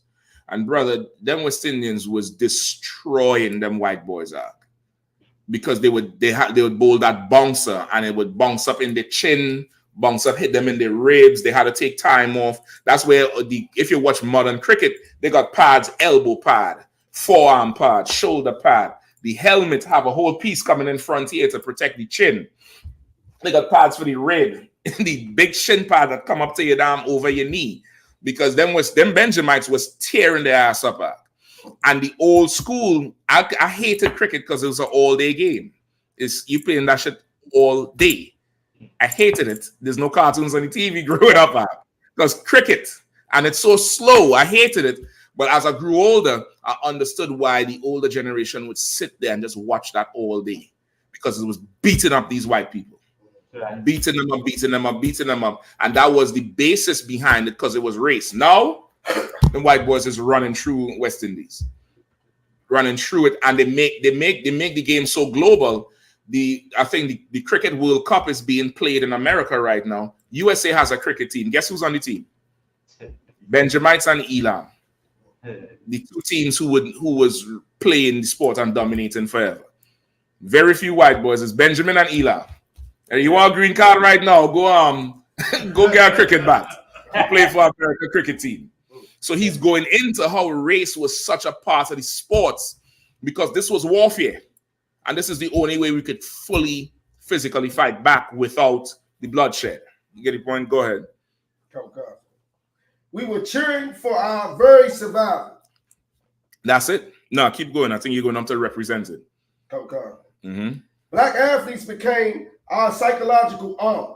See, you say mentally, we look at black athletes like this is our army. The oppressor looks at us like that too. That's why it's important to him to keep our athletes as boys, like infantile, juvenile.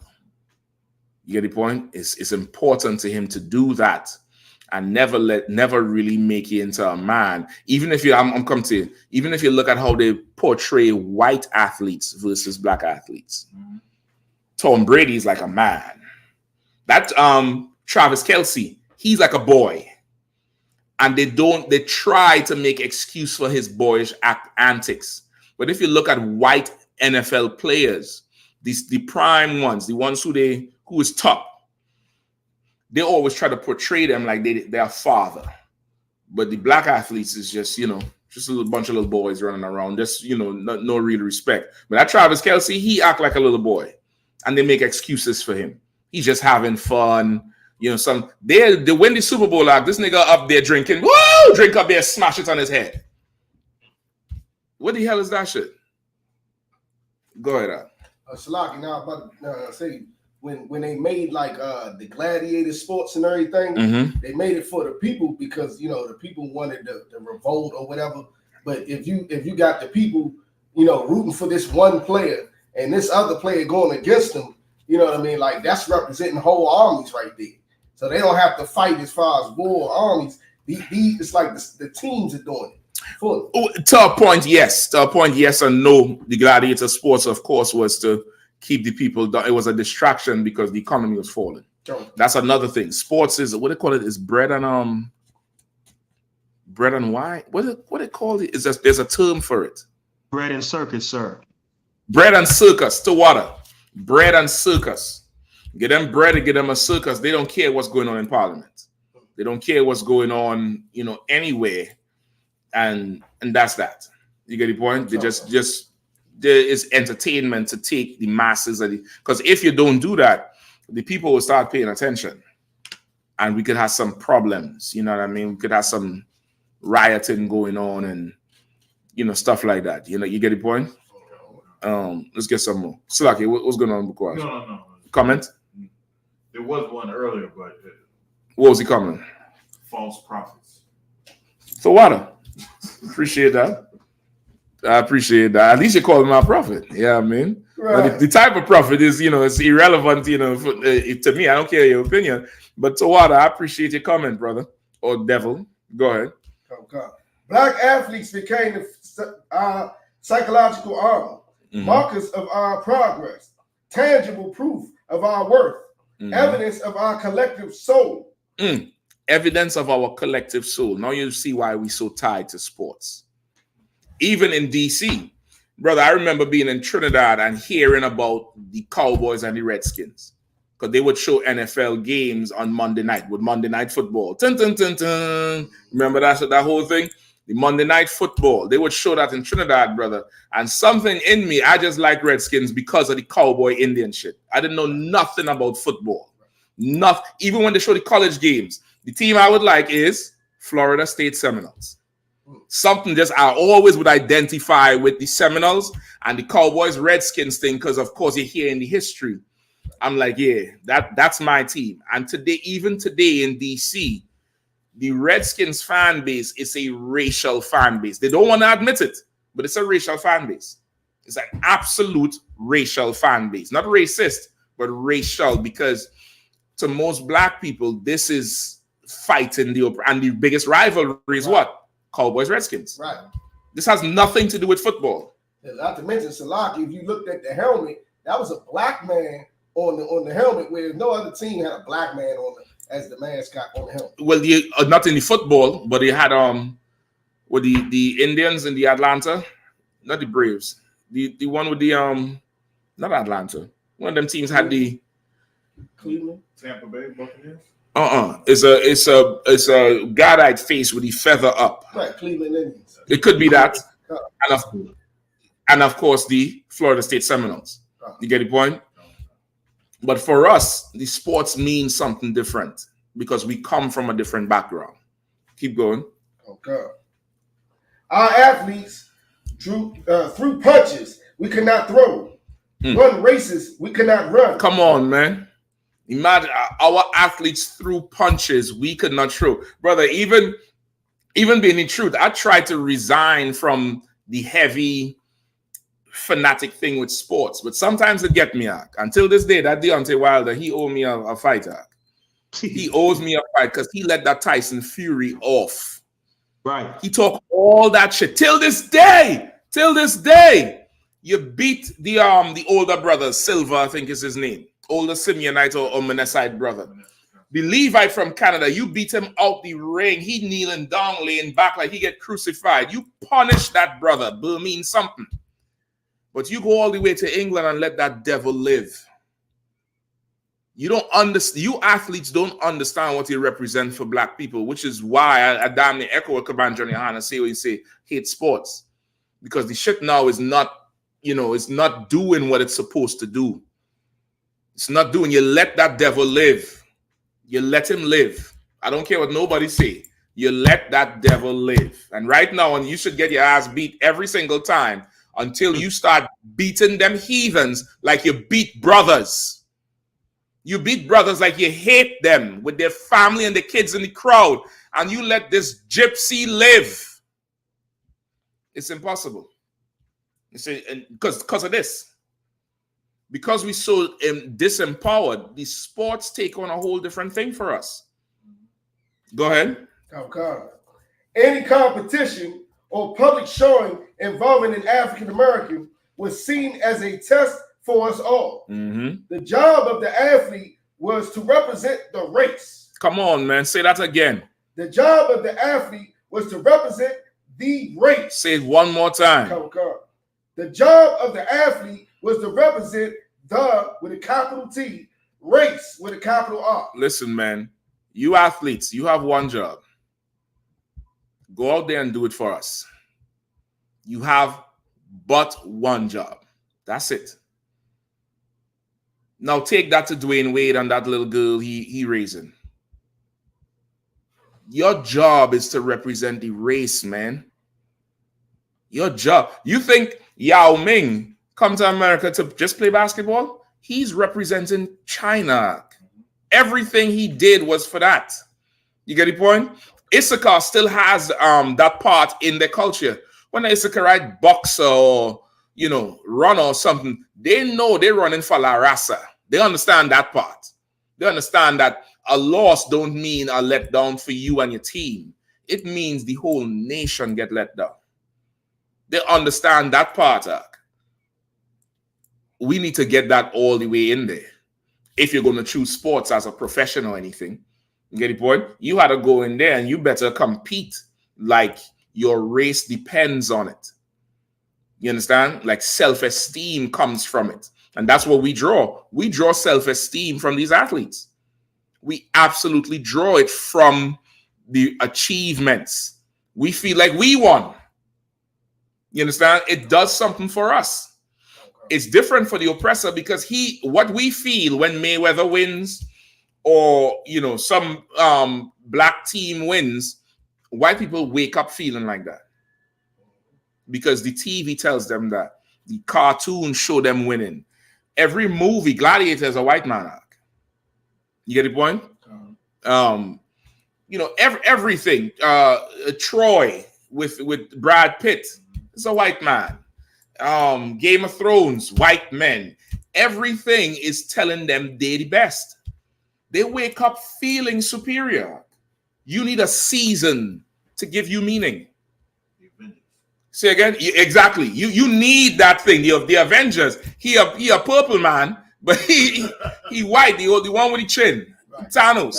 Right? He ain't white, but we know he ain't black. We know that part. You get the point? You need something. That's why Black Panther was so influential for us. Because we don't have it in us like how they have it. Go ahead. It's lucky. They need all of that because in true reality, like in these sports, they see it's not true.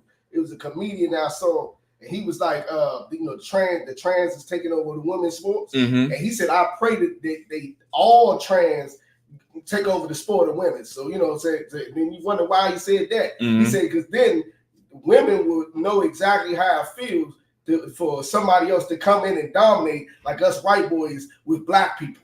You know what I'm saying? Damn. Damn. Listen, he said I would. Go ahead, Come, sir. This was a heavy burden on the one hand, but on the other, it represented a noble, time-worn responsibility.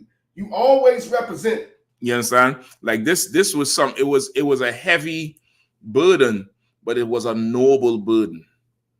It was noble to know when you go on that track, you representing somebody. And okay, to a point, it's still evident today. You see it in track and field a lot.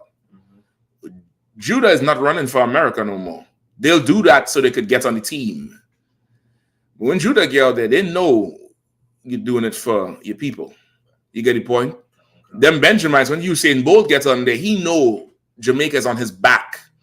And by extension, the rest of the Caribbean is on his back. You understand? Like, we know what these sports mean for us. We understand what it means for us as a people. And it's done fell away from that. So he's giving you that backdrop there. And I chose that so everybody understands how deep he went into the psychology of the sports. All right? Let me see where else we go. Go ahead. And it's so disheartening today when you hear athletes talking about, it's not my responsibility. I'm not a role model. I'm not a role model. Because, and who you think tell them say that? Agent. Some small hat, brother. You got to understand, once you make somebody comfortable, they're open to anything.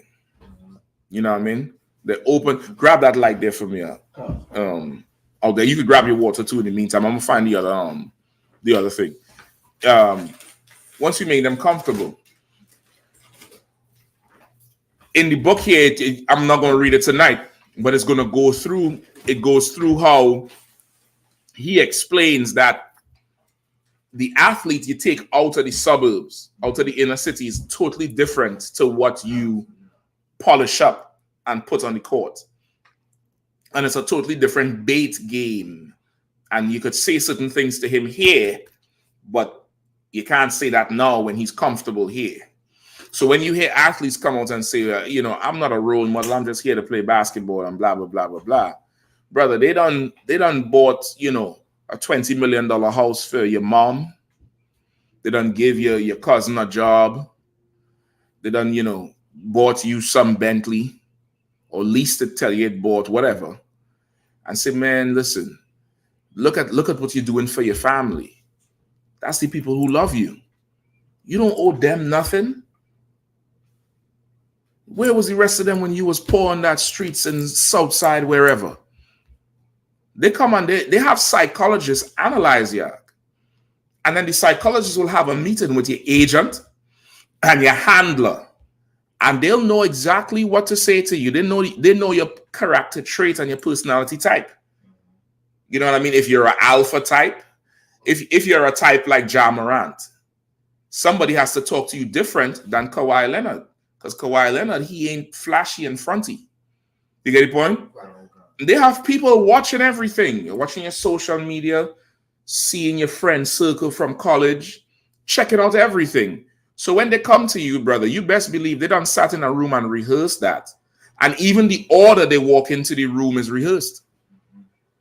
One of them pick you up, so and they get a call. Hey, where you all at? Yeah, come by for lunch. You don't know that play was done run like a football play. They done run that play last night, and this is game time. This is hot when you in the car. And they just play you all the way in, and before long, you could get up on TV and say, hey, listen, man, I don't care about that, some. That doesn't bother me. Why are we talking about race now? I just won the championship. What can this be for me and my team? Like Terrell Owens when he cried for Tom Brady. That's my quarterback. That's years and years of conditioning with gifts. You understand? That's a far removed person from you representing the race now. You get the point? The whole thing, I'm skipping ahead with that. All right, so that's where we are. Hold on, let me get some more. All right, what time we have? 8:50 or 40? 54. All right, I probably might get to the other one, but we're gonna finish this one at least.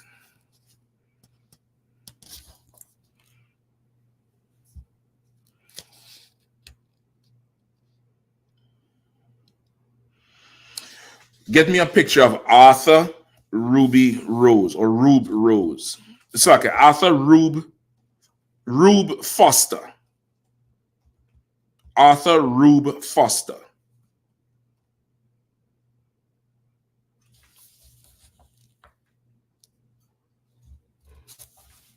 This is what the brother here looks like. All right. So you're going to read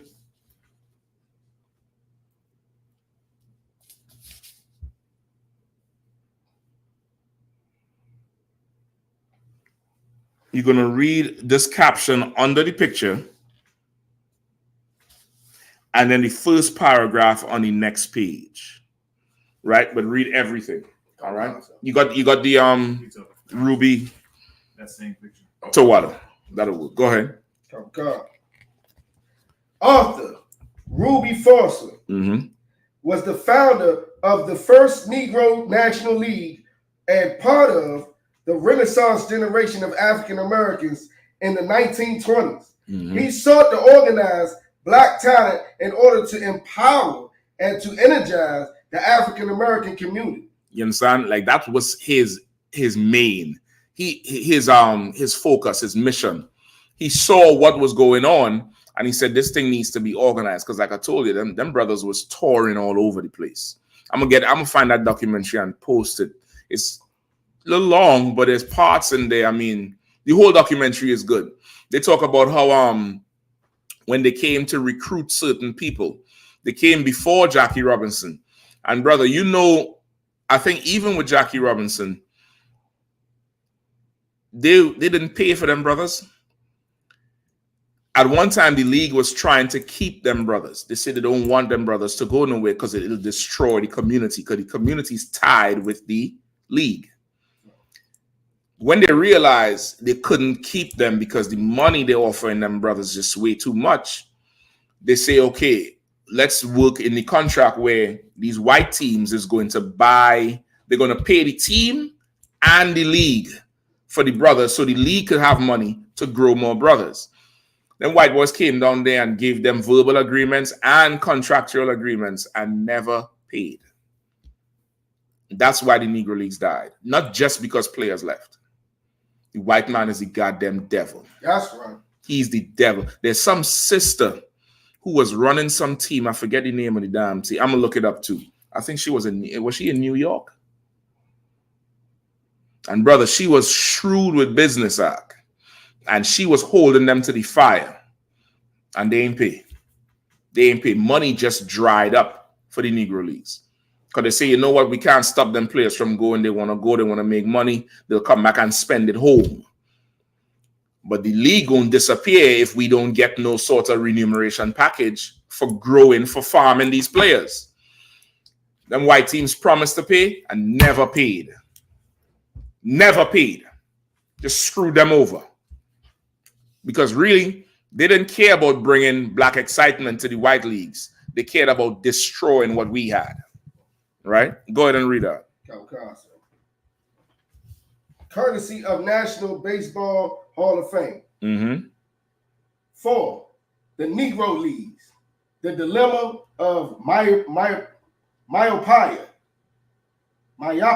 Mm-hmm. Myopia. Mm-hmm. Where there is no vision, the people perish. Right? So he quoted the scripture in Proverbs, right?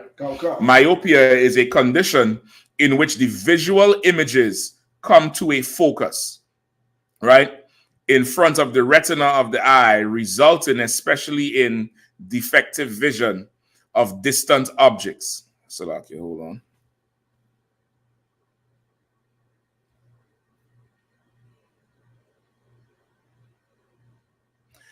Number 2, a lack of foresight or discernment, a narrow viewing of something.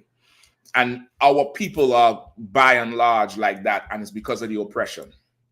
Because of the oppression, you only care about right here. Yeah, whether it's physically right here or in time right here. You can't think about down the line because you got bills to pay. You got things to do. You can't think about, doing this now for that. Because the oppression is so thick, it just, thinking for the future is a waste of time. Because there's enough going on here. You get the point? I watch them videos on the internet with them white boys where they put like a pan on the step and something on the wall and a little cup. And they just got hundreds of these little table tennis balls. And they're just throwing it. And the aim is to make it bounce off something and land in the cup. I don't know if you've seen them videos. Or they set something up on like a domino effect with, books, and it throw down something and then it trips somewhere and a ball flow down and it knocks something down. And I sit there and I think, imagine the passive income or the disposable income they have to sit all day and not only just think about that, but set it up all day and do that. There's no conquering somebody like that, because they have time to think. They have a lot of time to think. They think about things it would never cross your mind because you got bills to pay. You understand? They got so much time because of the resources act. And they could think in the future and make all kind of 20, 30-year plans and they're just thinking because they're not oppressed. We are. And that myopia, it comes from that. It comes from that, which is why you got to come in the truth. Even when you come in the truth, it's a struggle to raise your head up and scan the field. It's like in sports. In sports where like basketball or the football you all play or the football we play, every coach goes through something. Now, if you have brothers who play sports where they tell you lift your head up, turn so you can see the whole field, because naturally you concerned with I get the ball, I don't make these few steps, the yardage right here. But if you could look up, you could start seeing spaces and gaps and start a plan to get there. Now you take that to life. You wake up in the morning, this is your life right here. Right here, this is it. You understand the type of oppression our people under? You understand? Like this, you know, we live in a totally different life than them. Go ahead, please. Okay. Where there's no vision, the people perish. Proverbs 29:18. If the jockey syndrome evicted African American athletes. Read that again. If the jockey syndrome evicted African American athletes, yeah, please. Help me out. Help me out. Come on, brother. Come on. Let it flow. Come on. If the jockey syndrome evicted African American athletes from integrating major league sports. Slow down. You need some water? I just had a burp. Come on with it, Doc. If the jockey syndrome evicted African American athletes from integrating major league sports, Negro leagues offered a home. All right. So now in the book, he went into what they call the jockey syndrome, right? The horse racing at one time, the jockeys was all brothers, right? All brothers. Why? Because the descendants of slaves, the slaves was handling the animals. They always called us boy. That's where you get the word cowboy from. And of course, those men is handling the horses. And we are not like white people. We able to bond with things more than the oppressor and people and animals. And we would handle the animal where the animal would respond to us. So the early horse racing, the jockeys were black. And you wanted a black jockey because they were better with the horses. And it gave us an industry at the time. And read it again from the top. If the jockey syndrome evicted African American athletes. So now you had the jockey syndrome where brothers started getting wealth from it or becoming prominent.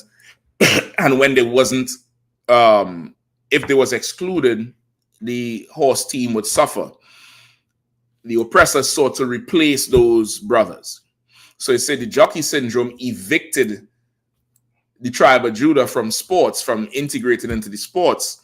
Major League Baseball presented a home. The Negro Leagues, not Major League Baseball, the Negro Leagues presented a home for those displaced from the sport. You get the point? So they run us out of one industry. Negro Leagues open up. We could go there. You get the point? Again, the paradox of the whole thing is that if it is... Bakwash, go ahead. Salaki. Shalom.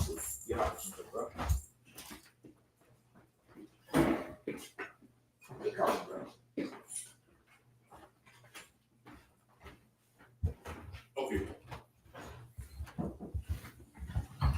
White man's the devil, the Bible speaks of. That's right. It's like, where were we? Reading the book, when we read from the top. So Yeah. If the jockey syndrome evicted African American athletes from integrating major league sports, Negro leagues offered a home. As blacks were phased out of the integrated sports through legislation, intimidation, and coercion, they relied on a sports world of their own. Ironically, the suffocating humiliation of colored only and white only was the best thing that happened to the still developing community of African Americans only a generation or two out of slavery. Slocky, real quick. That's a heavy point because what they're saying, basically what they're saying is they try to, shut down one industry and then starve another one as they're transitioning from one place to another. So you're taking money and food out of our community this way, and at the same time you're starving, the other way for us to try and if you could, Baba Shaw. Now you're gonna have to hit it over there. The water. Yeah. So basically what they're trying to do is the only way for us to make any type of resemblance of a livelihood would have to come through them. The water would have to come through them. So if we're ruling the industry and the jockeying industry, just like Kat was breaking out earlier, and we actually have some sort of, success where we can be independent from, I wouldn't say independent, but if we can be, structure wise, as far as, we don't have to go to the oppressor. With that, I pass the class back to Captain Shot. We read about where they got starved off from the jockey and then tried to go into the Negro Leagues. Okay, yeah. And they're Go starving ahead. that as well. Go, Carson. As blacks were phased out of integrated sports through legislation, intimidation, and coercion, they relied on a sports world of their own. Ironically, the suffocating humiliation of colored only and white only was the best thing that happened to the still developing community of African Americans only a generation or two out of slavery. Segregation forced African Americans into a spirit of cooperation. Say it again. Segregation forced African Americans. Oh boy, that's such a it's such music to your ears. Segregation forced you to do something. Like taking away choice, that's how you survive something. That's how you succeed. Go ahead. It's like when the Most High say, I will sever you from all people. Is what it kind of sounds like to me. In a way, definitely in a way, but taking away the choice, taking away the choice of it. You're right with the sever. Go ahead. So I was I seen a video on like over the road truckers and whatnot, and the industry is huge with people who were convicted felons because they had no choice because they couldn't get a regular job. So that was the kind of the only way for them to make their living legally and whatnot and be above the law, you know what I'm saying? Right. So the option of just having a regular 9-to-5 job was taken away, but they thrived in this whole industry over here. And just like we were saying, when you take away a choice, take away options, you can kind of thrive somewhere else. Yeah, exactly. And you could apply that to a whole lot of things. I'm gonna tell you what that could solve: divorce. Divorce in the black community is through the roof because people think they have options. Right. That the twin, the Mari girl, remember Tia and Tamara? I forget which one it was, but one of them is a dumb hoe, where she divorced that brother or was trying to divorce the brother. He's also an actor, and for whatever reason, God knows what, and she immediately went on the internet and started posting half-naked pictures and wearing booty shorts and just doing the most, trying to get attention. And a year later, she's depressed and she wants him back. And she said it's the biggest mistake she's ever fucking made. The choice is the problem. You think there's a choice. And when that's off the table, you could have some success. Because there's no alternative, I have to make this work. Apply that to the truth. You know why some people leave the truth? Because to them, the world is a choice. It's an option. It's an option. It's like, you know what? I'll just leave. And go where, nigga? Like, that's what I'd be asking myself. Go where? And that's why people hold on to relationships in the world when you come into the truth. Because it's a safety net. It's if this don't work out, I always have y'all my real friends. But brother, you come in here, brother, and bridges is burned. Where am I going? Going back to what? Going back where? To do what? With who? What y'all gonna go do? Go to the hookah lounge? You ain't supposed to be. The scriptures say. Nigga, scripture say what? You understand? The choice is the problem. Go ahead. Okay. We on the time. Listen, y'all go check Command and Journey Yahanna. He gonna be live on Command and Journey Yahanna tonight. Y'all go switch over, subscribe, like, and share. Share the live. He going in tonight about the draft, the bill that they passed for the draft. You'll go check him out tonight on Commanding General Yahanna channel, the same channel that Black Watch is on. Go check it out ASAP. He's gonna be on there shortly. They're live right now. But so like, who they gonna draft? Trans? So like, listen, what's his name? Dwayne Wade's daughter? Salaki. Listen, this is what I had to say, right? Listen, they could draft every unborn child. Like, it's not gonna help them win no goddamn war. Yeah, I mean, their fate is not sealed. Let's get this out. Go ahead. Segregation forced African Americans into a spirit of cooperation and nudged them towards a useful, if hazy, concept of unity. Right? The spirit, the segregation forced the tribe of Judah into willful cooperation and a useful spirit of unity. Because there's no choice of joining this oppressor, we make, here heaven. Like there's a movie called Lackawanna Blues. If anybody ever seen it, with I think Della Reese. She's the not Della Reese, the other sister who look kind of favor each other. I think it's Della Reese, right? There's not Della Reese. The other sister. There's the other classically aged sister. That's a classic age right there, boy. Some of them sisters, they age so classic, you could tell in the days that was she was bad. That was a bad joint right there.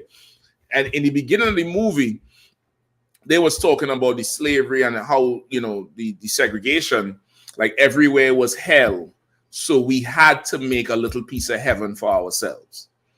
And that's the opening narrative of the movie. And that's really where we have to go with the history of our people. We're going to have to make it heaven. We got to make the kingdom of heaven right here. And we have the blueprint. It's called the Bible. Right? Keep going. Concept of unity predicated as much on survival as the true kinship. Segregation forced African Americans into a spirit of interdependence that celebrated a particle of existence that mainstream society attacked: their humanity. Hold on, pull it back again. Segregation forced African Americans into a spirit of interdependence that celebrated the particle of existence that mainstream society attacked. Salaki, I get lost. The woman name is S.H.A.P.K. Murkison. So them old school sisters be having them funny names. S.H.A.P.K. Murkison. But she's like the protagonist of the movie. She's like one of the main character of the movie, right? Read the part again.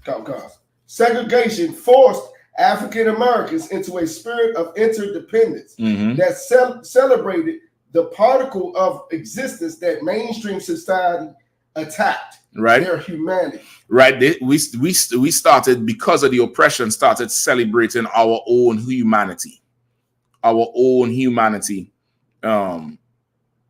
and was able to, form something that was substantial. Go ahead. Pushed to the margins of society by de facto segregation and Jim Crow laws, scorned as outside others, and left to their own devices, African Americans built a range of businesses: banks, salons, hotels, restaurants, and theaters. In 19 Hold on, stop right there. Let me skip ahead, just for the time's sake.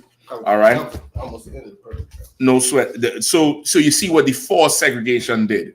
It made us come together, and it made the Negro Leagues at that time. That was an industry that everybody could have just flowed into, right?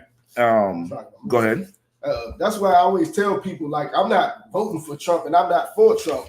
But one thing that definitely happened when Trump was in office, the outright racism that he pushed and that they end up showing because of him, made us bond together just a way more. You know what I mean? Way more. You're absolutely right, Dad.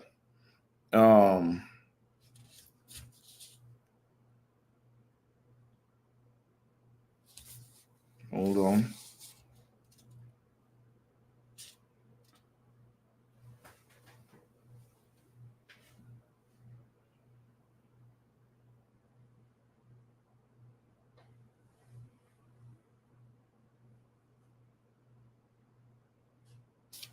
All right, see right here on page 100, which says historian. You're going to read the first line, historian. Then you're going to skip down to yet Ruby and go all the way over. Holocaust. Rube. I keep saying Ruby. Who the hell is Ruby? Who's Ruby Rose? Ruby Rose. I think that's the young sister had something to do with segregation. No. I think that's one of them young rappers, girls. They be one of them, influencer type bros. It's coming to me now. I see Ruby. I have to put the Rose right there. Go ahead. Okay. Historian John B. Hallway has called Foster one of the most impressive figures in baseball history. Mm-hmm. You said drop down after that? No, you could read on. Like he's one of the most impressive figures in baseball history because he put the Negro Leagues together. You get the point? He put that whole Negro Leagues together and organized it in a way where this was a damn near sanctuary for people displaced from other professions in the sports could come in there. And the Negro Leagues, it expanded because now the people who sew in the uniforms is sisters and black people making the shoes. The transportation is black people. The food is black people. Like you create a whole industry for your community. You get the point? And baseball is they're touring, like I told you before. They touring, going different places, bringing back money, fanfare. It was a big issue. You get the point? So they say he's a very prominent in baseball history, which is probably why I still don't understand it. I ain't mad at it, but I still don't understand why they choose now to integrate the Negro Leagues into Major League stats. Because the Negro Leagues is going to blow Major League stats out of the water. You get the point? Go ahead. He describes him as a combination of Christy Mathewson. Right, you could skip down, Salakia. Drop down. Yet Rube Foster has become a mere footnote in the epic story of sports integration in which Jackie Robinson is a central character. Right? So now, over time, the oppressor make Jackie Robinson be the central character of the Negro Leagues and black baseball. When Rube Foster, that brother there, should have been more prominent, and now he's just a footnote. You don't even know who the hell he is. You ain't hearing that name no more, but everybody know Jackie Robinson. They make movies about him. Why? Because they want more Jackie Robinsons and less Rube Fosters. You understand what I'm saying? They want less brothers who's going to put something together for the people. Keep going. In some ways, however, Foster is an even more significant figure than Robinson. Mm-hmm. Foster used black resources to build a baseball league that nurtured talents like Robinson while establishing an economically viable alternative to Major League Baseball. You understand? Like this brother went ahead and built something that was for us. Like what Major League Baseball was to white people, the Negro Leagues was to us. And he said it built players like Jackie Robinson. Like that's what people are forgetting. Jackie Robinson wasn't good, just a one-off. There was many players like him. And that came from the Negro Leagues and what he built. Go ahead. Go ahead, please. Like even in the movie, they show it how the owner started calling him boy and all that because he was one of them types that would, keep his head down and not say anything and just play the part. Because, again, they handpicked him because he wouldn't rock the boat. Right. And of course, once you go there, you ain't trying to get sent back. The money they was going to give you, it wasn't white boy money, but it was nigger money. Right. You ain't got to go tour and ride no buses and really get to work to make this money. You get the point? You could just show up and be like, a circus animal and get paid, which is really what he did with the major leagues. You understand what I'm saying? It was more, it's similar to how they bring, everybody know the name Messi. You all know that name, right? Without even knowing anything about football. Nobody knows the position he plays. Nobody knows what he did. But you bring him to America, why? Fanfare. They did the same thing with Beckham. I don't know you remember David Beckham. You know what team he played for, what's his position, what he did, what he didn't do. But they bring him at the end of his career because he's a superstar to integrate England into America and the world into America, because they're trying to build what we call football in America. So they're bringing them. That's what Jackie Robinson damn near did. You get the point? They brought that there to bring the excitement to a sport that really, you know, them white boys couldn't stand with these guys. You know, Willie Mays, and they couldn't stand with them. Keep going. Okay. Robinson became a symbol of the process of integration, a process that ultimately enriched white institutions while weakening, in many cases, destroying black institutions. That's what it. No, the only thing, I don't think he went into the financial thing here, but he said Jackie Robinson became that thing that, as you know, greatly enriched the white institution, but at the same time, it destroyed ours. It absolutely destroyed ours, and that's what I was explaining to you in the other documentary I saw about the baseball brother. They took these brothers and didn't pay the teams or the leagues. And over time, sustainability wasn't there, because now fans is watching the MLB, because that's where those other players is going to, and not really watching the Negro leagues. You get the point? It was happening. Go ahead. Hold on, let me see where you're at. We're going to wrap up shortly. Underline, white America. Okay, hold on.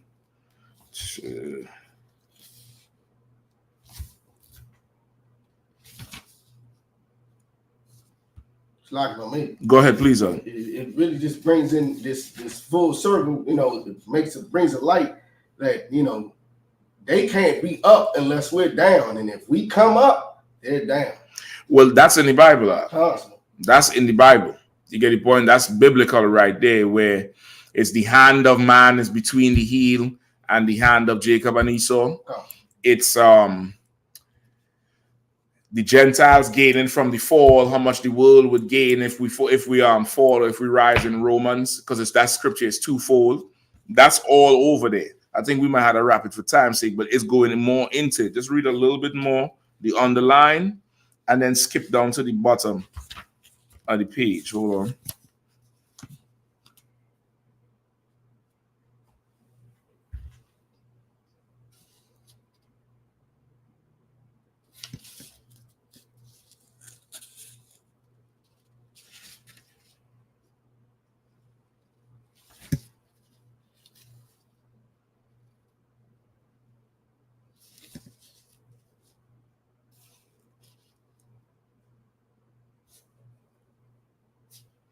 .106. Okay, so read that underline. You skip to the bottom of the page where it's underlined, and you go to the next page. Then skip to 106, right? That last paragraph down, and then we wrap. Okay. Go ahead.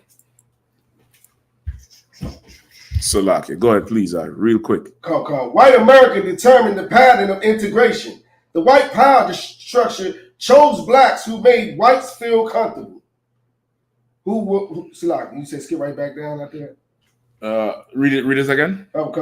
White America determined the pattern of integration. The white power structure chose blacks who made whites feel comfortable. You understand? Like, they decide who was getting integrated. They didn't want somebody there to just come knock home runs and thumb their nose at the white crowd and you say, well, you know, I'm doing this because I'm a nigga, I'm better than you. They wanted somebody there who would make these devils feel comfortable. You understand? They want the lion in the circus. You understand? They want that one. Go ahead. Drop down or keep going. That's the end of what's underlined? Right, drop down to the bottom. Foster was also a pioneer, but not in the same way. His innovation wasn't being the first black in a white-defined institution. He was a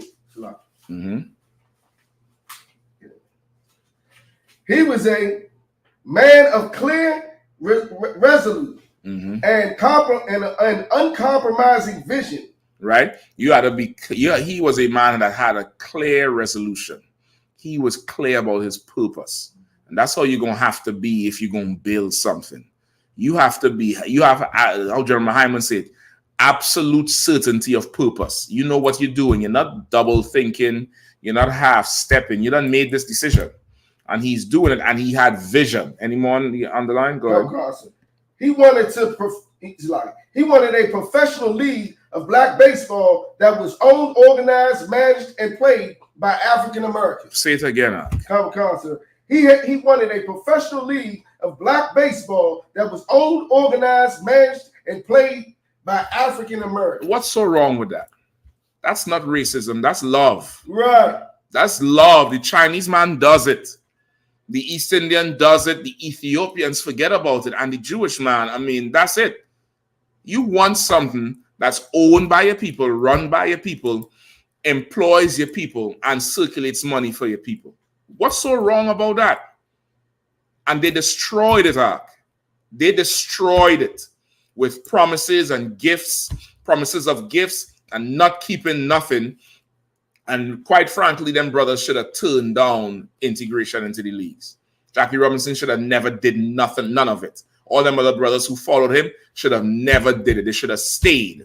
They should have stayed, because you cannot get a white boy to go play in some other league in NFL or baseball or basketball. White boy, he ain't gonna do it. He ain't gonna go build another league. He have some sort of patriotism. Go ahead. Is there any more on the line? Go to page 106. That paragraph at the bottom, read from the bottom there all the way through to the other page. The book is excellent to read. It gives you a whole breakdown on the history and the psychology that goes into our type of sports. It gives you a good insight into it. The book was a bestseller at the time. I think it still is. I'd advise brothers to get it. It's good to have in your arsenal. It's optional. It's not mandatory. But the book is excellent. Go ahead. Okay. For us to realize that the strength of the Black League wasn't just that it was packed with quality players who were otherwise denied a shot, but right. So he realized now the Black League was strong, and it wasn't just strong because it was black. They had good quality players that stayed and played. Because why? I'm playing for my people. I'm playing for the hood. I'm playing for the north side, and we're gonna beat the east side, and the rivalry and your woman in the stands cheering and your kids there, and my son gonna be a outfielder or a pitcher or whatever. Like, that's what was happening now. And then there's money circulating. So damn. And after the baseball game, we go into the boom boom room, who owned by Johnson and his son, and the musicians is black, and the food in there is black, and the drink. You get the point, brother? We had a whole industry with this Negro Leagues out. Go ahead. Okay. But that it had also developed a distinct through hard and so hold on, read this again. Take your time, please. But that it had also developed a distinct, though hard to define, Africanized style of playing baseball. Right? The Negro Leagues was so strong and popular, not just because of quality players, but because we had our own nigger style of playing, just like basketball, just like football, just like anything Judah touches. Right. Get it for anything. It's Judah's gonna bring something to the game where he's looking at this and like, I wonder if I could do that shit that nobody in their mind would even think about doing. Nobody who play in the sport regularly would think about doing. And we'll go in there and do it. We'll go in there and do it, and it would revolutionize the sport. Gabby Douglas was one. You remember the gymnast girl who they call the flying squirrel? She's the one who went to Olympics with the Hebrew on her shirt, the Assyrian Hebrew. The other one, Simone Biles. They was doing stuff that they outlawed. They damn near had to stop Simone Biles from doing certain things because they say the routine she doing, other people they're not going to even attempt to do because it's just too dangerous. So they punish her because she's good? We need to be separate. We don't need to compete with lesser people. We need to compete with us. Iron sharpen iron. Wood don't sharpen iron, which is what they are. They're vessels of destruction. You get the point? No. They're not vessels that could stand with us. We had to dumb down for them. Jackie Robinson didn't go there in his prime. He was older when he went to the Major League Baseball. He wasn't prime and still was better. What are we talking about? That's saying Messi. He's a white boy, but of course, that nigga is like 36, 37. He's way past prime for football. The nigga could come and walk around everybody who played in that MLS. You understand what I'm saying? Go ahead. Okay. The style was characterized by exciting, daring base running, Spike's first slides into second base, and bunting for base hits. Foster's league became a showcase of this black style of ball, distinguished by non-stop rhythm. Brother, the baseball was so exciting. Stealing bases, bunting for bases came from the Negro Leagues arc. Imagine that shit. Imagine that shit. Sliding in, studs first to the base. It's just common sense, right? So what was them white boys doing? Diving head first. Why would you even do that? Why would you even do that thing, Ark? Dive headfirst into the thing? For what? It just doesn't make much sense. It just doesn't make much sense. It's not exciting. And they talk about the constant rhythm, meaning it wasn't a lull in the game. The game was just so exciting and everybody hitting and everybody pitching. It's not like, strike one, strike two, like when two white boys up there. You have a brother pitching and a brother hitting, and that ball coming through and it's smoking.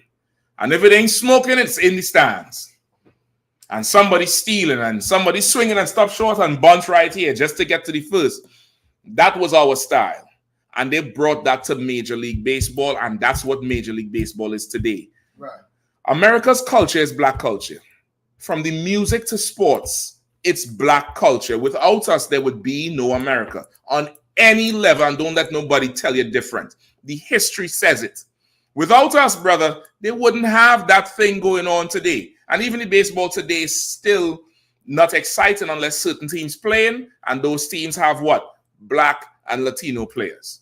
The most exciting player in the league right now is who? The brother from I think he's from Cuba, the one with the long hair, who was showed the time with when they said baseball, sir? Yeah, they said his bat was he put something on the bat to make him hit, and they switched the bat and he dispatched that in the stands home run right after. And he's not a white boy, but he ain't making that white boy money though. You know what I mean? From Sammy Sosa to Papi. Remember Papi, Big Papi? You get the point? Ortiz, the other one there who was married to J-Lo. What's his name? Alex Rodriguez. This is our sport, Ark. And the energy that comes from it, everything we do, ye are the salt of the earth. For time's sake, I ain't even go into no more. Just understand that this whole thing with the Negro, America's life, they owe us for having America. They owe us for making America taste good, look good, feel good, good to watch, good to view. The children want to be us. They owe us for that thing, and they destroyed what we had to get it. Go ahead, quickly. America would be Russia. It would be Siberia. It would be that thing. Shit. Right now, Russia a little better off. Hell, with that, pass the class over the preset officer, Shapatak. Pass the book back to me. You can leave the phone in there if you want to. You know what I mean? I ain't gonna swipe left.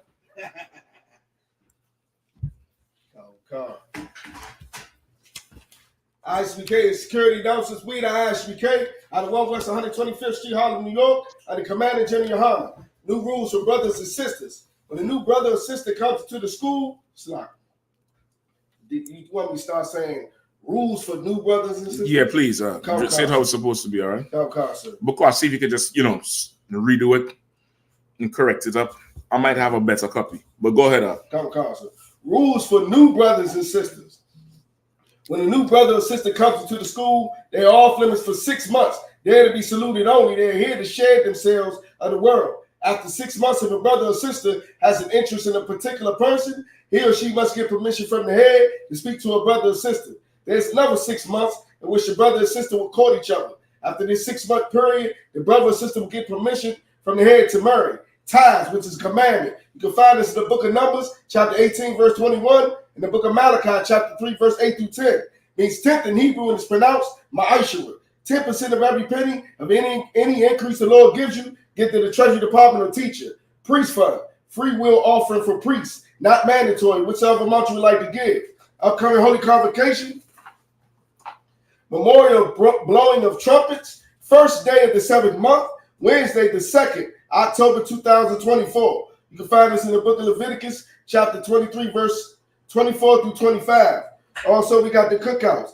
Atlanta, July 4th through 7th, Midwest Cookout, Detroit, August 1st through 4th, the headquarters, New York, August 30th through September 2nd, the Southern Cali Cookout, September 26th through the 29th, Houston Cookout, October 31st through November 3rd. You know, if you haven't done so, make your travel arrangements and book your hotels.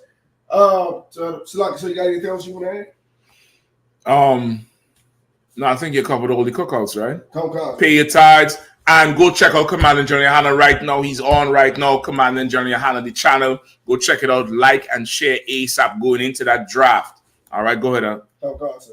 Remind Akme to check on social media such as ISUPK.com, Facebook, Twitter, YouTube, and so on for I.S.U.P.K events and materials. If a brother wants to be a trooper in the school, you should start wearing all black, which includes black boots, black shirts, black pants, black headband or scarf. And with that, I say I.S.U.P.K, which means to stand. Go ahead. We'll give a courtesy salute to the teacher. Men of Israel, Ma'am Shabbat, I.S.U.P.K, Baruch, Yahweh Shem Yahweh Shabbat. Yahweh Shem Yahweh Shabbat. Y'all give him a time. Class dismissed.